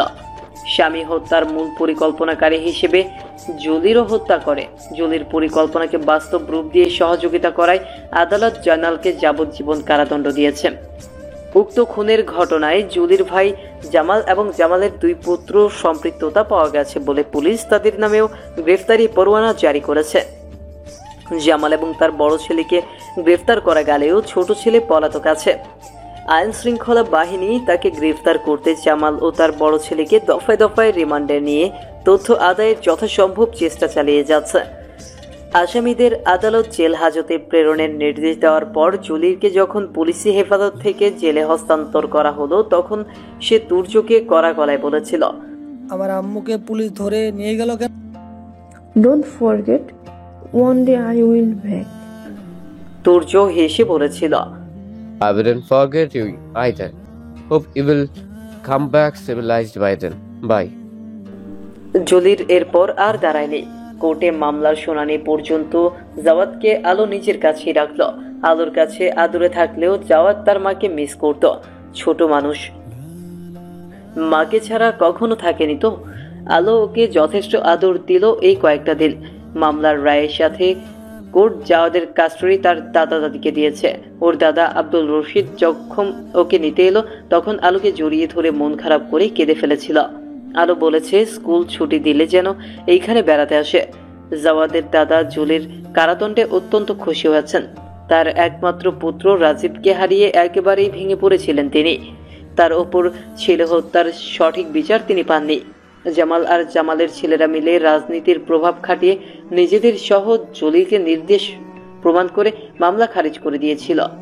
হত্যাকে স্বাভাবিক মৃত্যু বলে প্রমাণ করে দিব্যি স্বাভাবিক জীবনযাপন করছিল ওরা সবাই। এসব দেখে আব্দুর রশিদ সাহেব শোকে শয্যাশায়ী হয়ে পড়েছিলেন। ভেঙে পড়েছিল তার পুরো পরিবার। জলিল শুধু তার ছেলেকে হত্যা করেনি, হত্যা করেছে তার পুরো পরিবারের শান্তি আর আনন্দ। 2 বছর পরে হলেও ছেলে হত্যার শাস্তি হওয়ায় তিনি প্রাণ ভরে তুর্য আর আলোকে দোয়া করে গেছেন। তিনি বাবা হয়ে যে কাজটা করতে পারেনি, দূরের মানুষ হয়েও তুর্যরা সেটা করে দেখিয়েছে। মামলার রায় কার্যকর হবার পর থেকে মোতাহার উদ্দিন খুব ফুরফুরে মেজাজে আছেন। কারণ এই বয়সেও সুন্দরী মেয়েরা তাকে বিয়ের জন্য পাগল। তারান্নুম হোসেনের সামনে ইদানিং খুব ভাব নিয়ে চলছেন, রীতিমতো পাত্তাই দিচ্ছেন না তাকে।